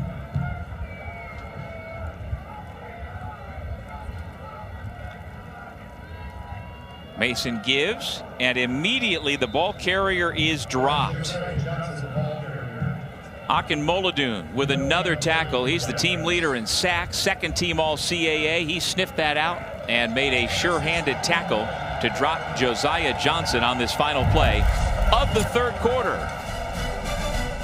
The Jackrabbits on a cold and snowy day look very much at home on their home turf. We head to the fourth quarter with a 24-point lead.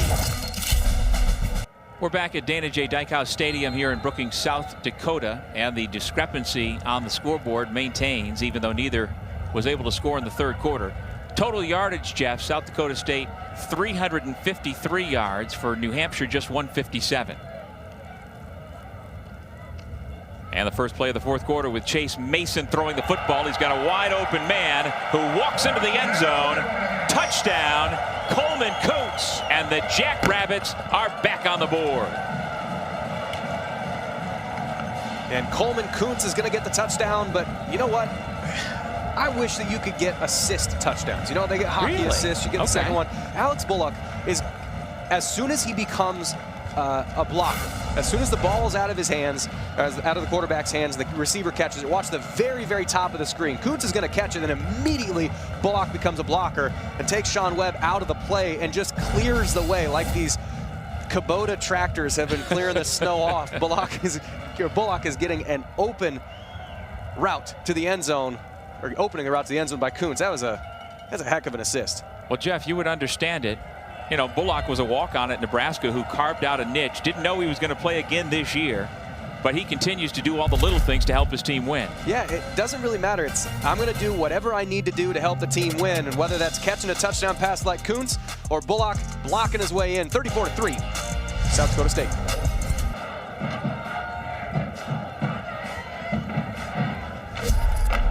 The NCAA FCS Championship continues with second-round coverage next Saturday on ESPN+. For more information, visit ncaa.com, the home for all NCAA championships. South Dakota State in complete control over New Hampshire early in the fourth quarter. The winner of this game will advance to face third-seeded Montana in Missoula next Saturday here on ESPN+. Wildcats get the football back after having just given up the touchdown to Kuntz. Darren Burton the second on the return. The Wildcats get decent field position to begin this drive. And they're going to have to do something special to come back and win this game. And it's going to have to start now. You're down by 32 points, which is 4 scores. It's 4 8-point drives. So you got to start now, because you won't have much time, and you're going to have to play excellent football. But this is the playoffs. I mean, your season is done if you don't complete it. So there will still be urgency by this New Hampshire team, but they have a tough row to hoe. Gavin Johnson, number 10 in white, the slot receiver into the game. He goes in motion. Veza has all day to decipher the defense. Had a receiver who had a shot at it, but Logan Perez couldn't haul it in. And that's the type of offense that New Hampshire normally runs. RPO, so run pass option, meaning that your quarterback puts his hands out, tries to bait the linebackers into playing up into the run, then throw right behind them. UNH is awesome at that. Veza is really good.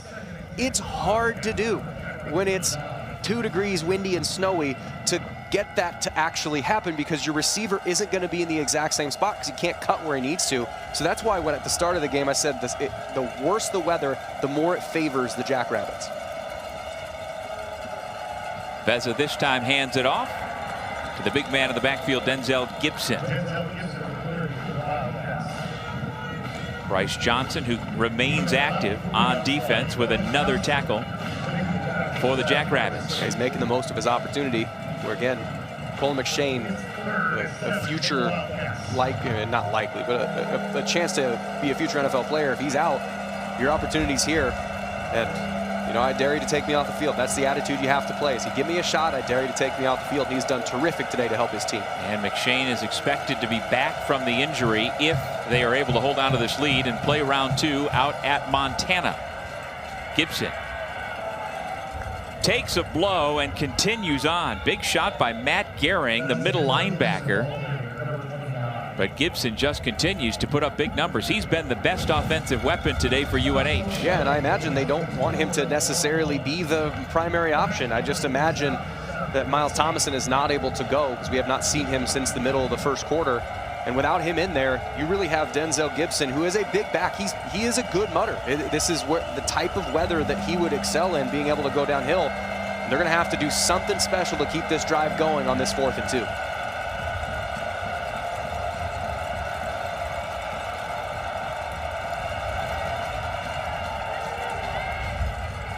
Quarterback keeper, and it is a first down. Got a nice block from the running back, Denzel Gibson. Good job there on understanding the situation, knowing where the line to gain is, which for those in the audience, that is the 50-yard line. They are at about the 50-yard line. Are you sure? We looked at the Powerade water stands are right on the 50-yard line once they'd cleared it off, and that is, we're in line with the Powerade stands. So they're at the 50 right now, for those that are unsure. And we can just barely see the outline of the yellow Jackrabbit logo. We know it goes right through the middle of the rabbit logo as well. So yes, indeed, they are at midfield. New Hampshire with a little bit of trickery. They get it back to the quarterback, Veza, who throws it back to the man who gave it to him, Logan Perez. Well, that's the second time we've seen UNH dial up a trick play. This time they get 5 yards out of it. And that should have been a lot more. The timing on that worked out really well to get the ball back to Veza, to get it back over to Perez, but the offensive line didn't know when they needed to trigger. By the time the ball gets over there, you're going to see a lot of big dudes that are standing because they're not sure exactly when the play needs to hit. So they're trying to wait for whether it's a go call or a 3 count in their head, whatever the mechanism they have to trigger. The offensive line didn't quite see it.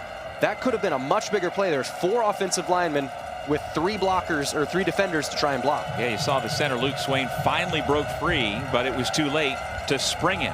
Veza down the middle. A little too tall for Peyton Strickland, the first team All-CAA fullback slash halfback slash tight end.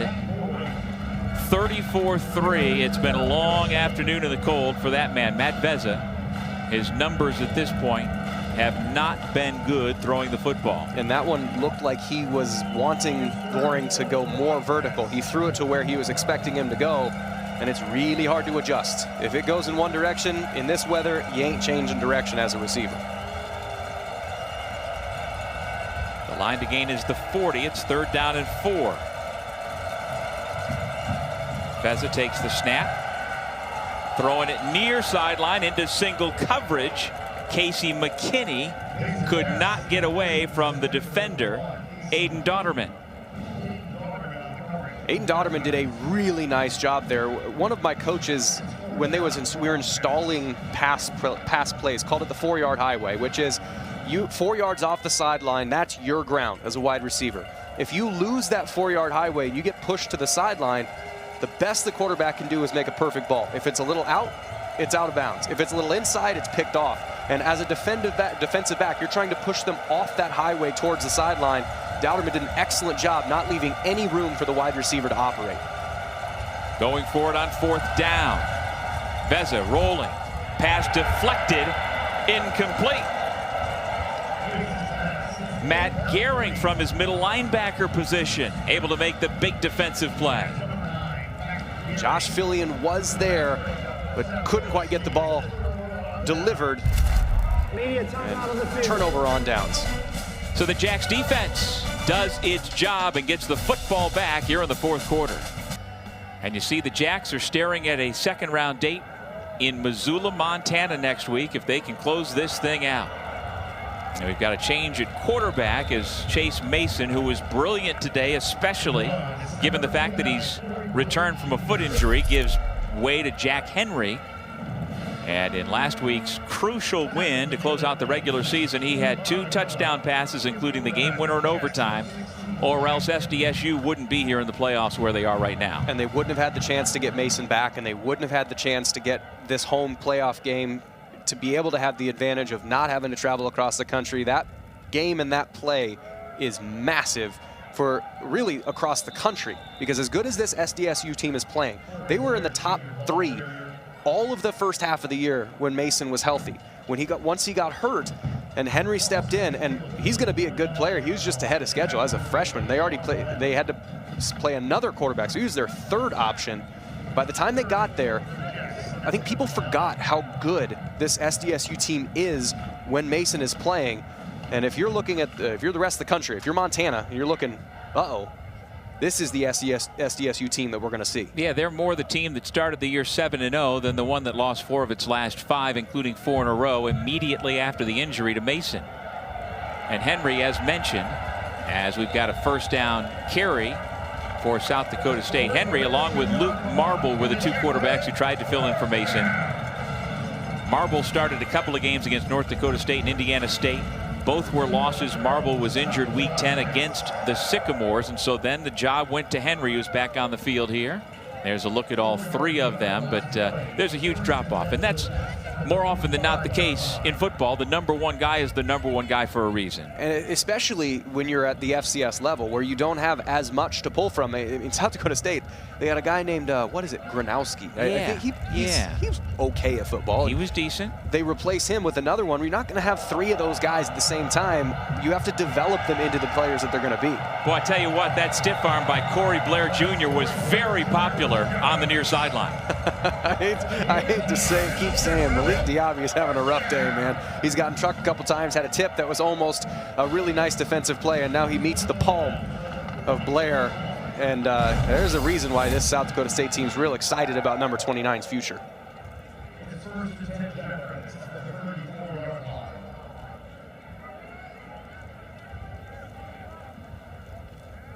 You mentioned Gronowski, national champion quarterback. He had a bye week from Iowa earlier this season, decided, yeah, I'm not going to go to the beach. I'm not going to go out of the country. He came back to Brookings to spend a quiet weekend with his friends. It's all part of the culture that Dan Jackson has continued to build upon, what he has learned from those who came before him, most notably John Stiglmeyer. And he still talks to Coach Stig, and that they live 5 houses away from each other. And when they do have schedules that coordinate, they'll get together and talk. And they've got a football playing alumni list that's 1,400 strong that all want to be a part of keeping the program where it's been at. 14 consecutive playoff appearances. And, you know, when you include North Dakota State, there has been at least one Dakota State University in 13 of the last 14 national championships, with one of those 2 winning 12 of those. Josiah Johnson, the carry. Yes, in this day and age, everybody around the country knows the FCS football championship goes through the Dakotas. All 4 Dakota FCS teams made the field this year for the first time ever. And all 4 are either byes or hosting. And so not only did they squeak in, they're good teams. South Dakota hosting Drake. North Dakota is hosting Tennessee Tech. As a closer game. I was trying to check the score on that. And then obviously South Dakota State's here, and North Dakota State's the #1 overall seed. Johnson, the ball carrier on 3rd down. And this South Dakota State team, after the win last week at North Dakota, climbed back to number 16 in the national rankings and earned themselves a home football game to begin the FCS playoffs. And by all intents and purposes, there's 7 minutes to play. They've got the ball in scoring position. They've been able to run the ball. You can almost change it from an if to when they win today. They're going to be playing Montana, and they've played them in at least the last 2 FCS playoffs. Both have been very close games. 2023, it was a title game with perhaps the best FCS team until this year's North Dakota State team. And then last year in the second round, they're both victories by the Jackrabbits. Henry runs it. Ball comes loose. It is covered. South Dakota State will keep the football at just outside the 10-yard line. Nice job by Josiah Johnson to not try and pick it up and run, just secure possession. Well, heck, the ball's bouncing the way of the Jackrabbits, eh? I mean, 2 tip passes, both one on offense, one on defense, both going the Jackrabbits' way. Was not recovered by the player that fumbled. However, the result was a first down, South Dakota State. So to clarify what that is, a fumbling player on a 4th down, you can't advance the fumble forward. So the ball is going to go back to where it was fumbled, but that was still a first down. So first down, Jackrabbits, just back 4 or 5 yards. But yeah, fumble goes right back on offense, goes right back to Jackrabbits. 2 tip passes go to the Jackrabbits. Sometimes it's better to be lucky than good. Yep. Big shot there by Raleigh Collins III, West Virginia transfer, former 3-star recruit who left the Mountaineers to become a Wildcat. Blair found a seam, picked up maybe 3. It's funny when you're a back, because I played running back and played at Iowa State, which is upper Midwest. You get weather like this, and it's funny when you try and turn. You get your full momentum going in one direction, and you're trying to cut. You're used to being able to just put your foot in the ground, and put some force in, and get some force back. And this just, you kind of have to twinkle toes your way around. So it's more trying to turn an 18-wheeler than it is a sports car. Johnson back in at running back. Elijah Irvin was the motion man. By the way, Elijah Irvin was one of the South Dakota State players on the field pregame, getting loose with no shirt on. That's a choice. Not a good choice. I mean, Zach Guerin, who's not playing today, also was out there. Chase Van Tol, Eli Stater, the place kicker for South Dakota State. And then I say Irvin was, I should say he was sleeveless. He was not shirtless, he was sleeveless. But the receivers and the running backs for South Dakota State, they were making a statement as well. Usually you think the linemen are the guys who are going to do that, but it was the skill position guys. And the kickers. And the kickers. Blair stood up, takes a couple of shots. Clock continues to run. DJ Johnson among those getting a lick on the ball carrier. I appreciate that you clarified that he was wearing sleeves, yes, or no sleeves, but he's still wearing a shirt just in case Grandma's watching. Just She's in saying, case. "What are you doing? Put his shirt on." He was wearing a shirt. Others weren't. Wasn't much to the shirt, though, I'll tell you that. It was a T-shirt. It was not some, you know, tricked up, keep you warm. It was making a statement. And honestly, I mean, in spite of the conditions, these Jackrabbits have been completely undeterred. They have played their football game. Nice tackle by the free safety Duncan Moreland. Otherwise, that might have been another touchdown. South Dakota State plays forward and doesn't really make you defend 52.5 sideways. And that's how wide the field is. So they want you to defend your face mask. They don't really care that you have to defend the sideline in situations like this. New Hampshire's not built to play that game. So it's sort of one of those bad lucks draws that New Hampshire's getting a bigger team, but also happens to play in the snow and the ice where they can't take the advantages that they may have. So unfortunate draw with the weather for this New Hampshire team. Nowhere to go for the ball carrier that time. Akin Mullidoon standing up the ball carrier.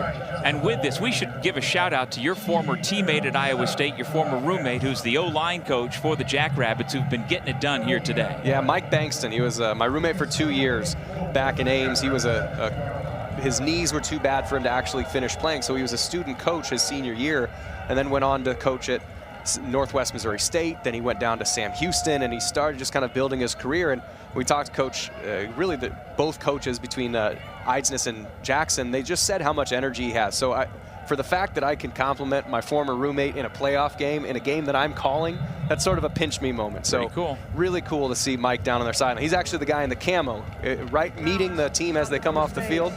He's the guy in the camo outfit. Never been one for style. On a day like today, who cares about style? That goes out the window. I want to stay warm. All Jackrabbits here today. The flurries continue here in Brookings, South Dakota, on a 4th down play at about the 3-yard line. The backup quarterback, Jack Henry, under center with the I formation. Throw it to the fullback who's open. And it's another touchdown for South Dakota State.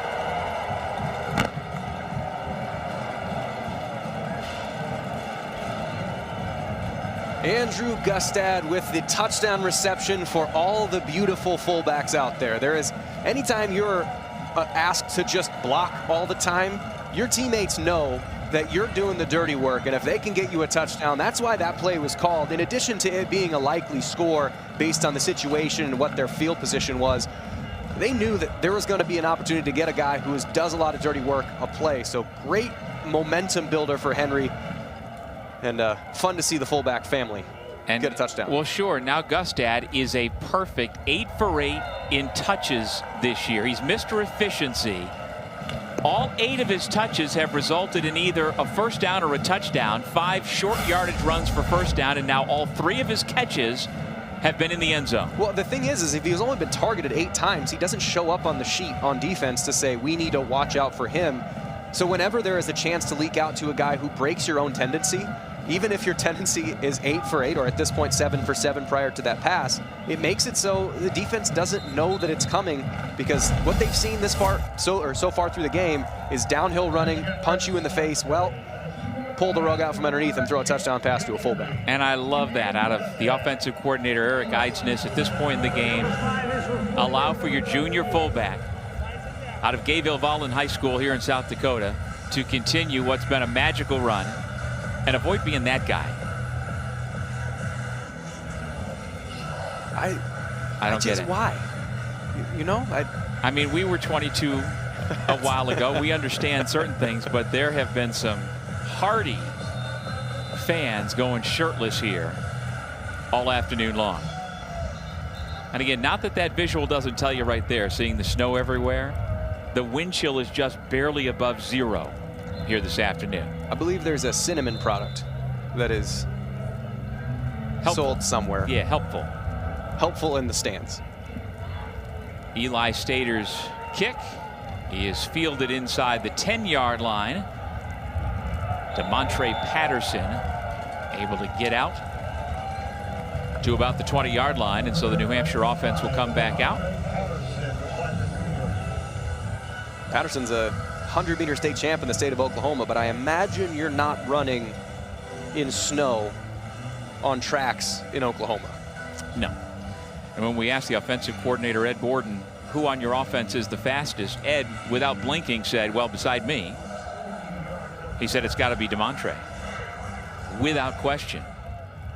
And he's got a bright future for the Wildcats as he puts on weight and continues to be a weapon with those kind of wheels. Not a lot of guys have 10.500 speed. No.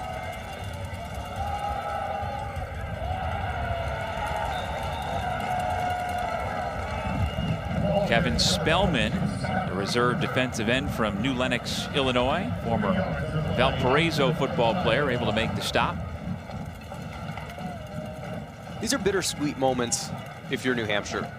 You made the playoffs, but this game is over. You're down 41-3 with 2.5 minutes left. There's almost mathematically no way that you can come back and win this. So you know that these are the last snaps you're going to play with this team. So you have to cherish them, but you're languishing the fact that you're down and this is a loss. These are very mixed emotions for the entire New Hampshire side. Scott Hirschberger into the game as running back for New Hampshire, had the carry on the previous play. That completion was to Josh Fillion. And yeah, the Jackrabbits, this roster is full of guys later in their college careers who have 2 national championships on their resume. They have experienced an awful lot of winning here, and they are keeping the dream alive for a potential 3rd national championship with an impressive opening round win. Dan Jackson and the Jackrabbits will live to play another week, and it's going to be a rematch against one of the other great football programs at the FCS level. Yeah, Montana lead the series 8-2, but those 2 that South Dakota State have won, they're in the last back-to-back seasons, one in the national championship game, one last year here in the 2nd round.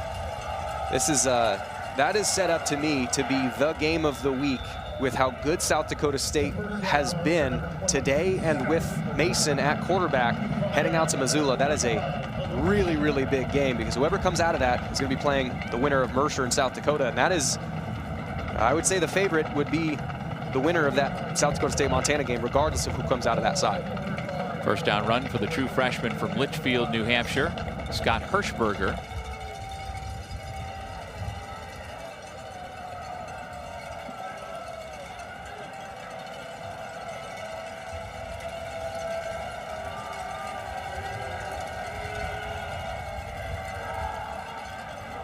Veza with a pitch and catch to Chase Wilson.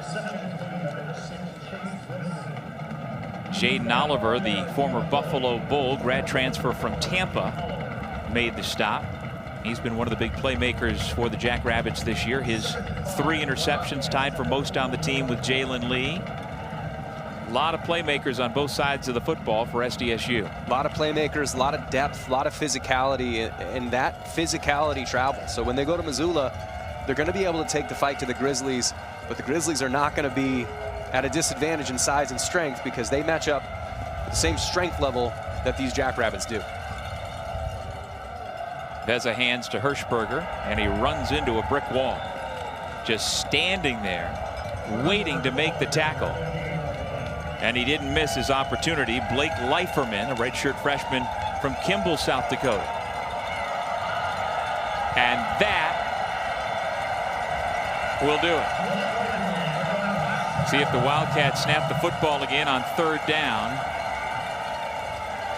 Some snow is flying in the stands, celebratory for the Jackrabbits fans, and that indeed will do it. Well, forget about the fact that South Dakota State lost 4 or 5 coming into the postseason. This is the team that started the year 7-0 and very much in the mix for a deep run in the FCS playoffs. If you don't think one player can make a difference when that player is as good as Chase Mason is, watch this game, watch the Indiana State game, and that's the difference between this South Dakota State team and that South Dakota State team. A 14-3 matchup that's as good as this one, South Dakota State versus Montana, that is not a 14 seed that you want to draw if you're Montana playing at home. And it looks like the South Dakota Coyotes are going to take care of the Drake Bulldogs as well in advance to face Mercer next Saturday. And again, all of the first 2 rounds you can see here on ESPN+. Celebration by the players for South Dakota State, diving and sliding inside the 10-yard line in the end zone, jumping into the snow pile. Snow angels everywhere, and why not? Snow angels everywhere. And I would like to give a shout out to our camera folks. The shovel crew got the loudest cheer from the stands. I'm going to give a shout out to the camera crew. I don't think that they're going to get as much of an applause from the fans, but they're standing outside in this weather. God bless camera people. Thank you for doing the work that you did today. And the entire crew, thank you so much. We've had an opportunity to see one of the better quarterbacks, not just at the FCS level, but in all of college football today, Chase Mason. Chase Mason was excellent. He was on time, on schedule. He made one bad decision, an underthrown deep pass, and he's going to go back and learn from that. But guys made plays around him. He put the ball exactly where he needed to do, and Jack Smith making a play is set up by Chase Mason, enabling him to make a play. And when you're that open, or when you're able to be that open from sideline to sideline all the way down the field, whether it's snowy, whether it's windy, you can play any game, anywhere. And that guy right there, number 7, might be the best quarterback in the FCS. And if you get him a little bit healthier, a little bit longer time to be efficient, 16 for 23 touchdowns, 1 interception, that travels. If in the tournament and in NCAA basketball, point guards win games, quarterbacks win games in the playoff, and they got a good one. At one point, he completed 13 consecutive passes. The foot appears to be healed, and the Rabbits are ready to run. The Jackrabbits win it big, 41-3. Also a shout out to their running game. Julius Loffridge, 16 carries, 100 yards. Impressive from start to finish. As we wind things down here in Brookings, South Dakota. This will be the last game they see here this season. And I imagine this is one that guys, both the team and the fans will remember happily. The 41-3 final score against a good New Hampshire team that's very young, and they will be back in a situation like this, perhaps even hosting if they keep this young nucleus of talent that they've got together. They live to play another day. Congratulations to the South Dakota State Jackrabbits on their 41-3 victory. The season comes to a close for the New Hampshire Wildcats. Their 6-game winning streak is over, and they finished the year at 8-5, but Rick Santos and his crew out of the CAA showed themselves very, very well. But a nearly whole Jackrabbits team delivered here today in the snow and in the cold. Our final score once again, 40-3. Jackrabbits win it and advance to round 2. For Jeff Woody and our entire crew, especially the folks braving the elements, thanks so much for watching. So long from Brookings, South Dakota.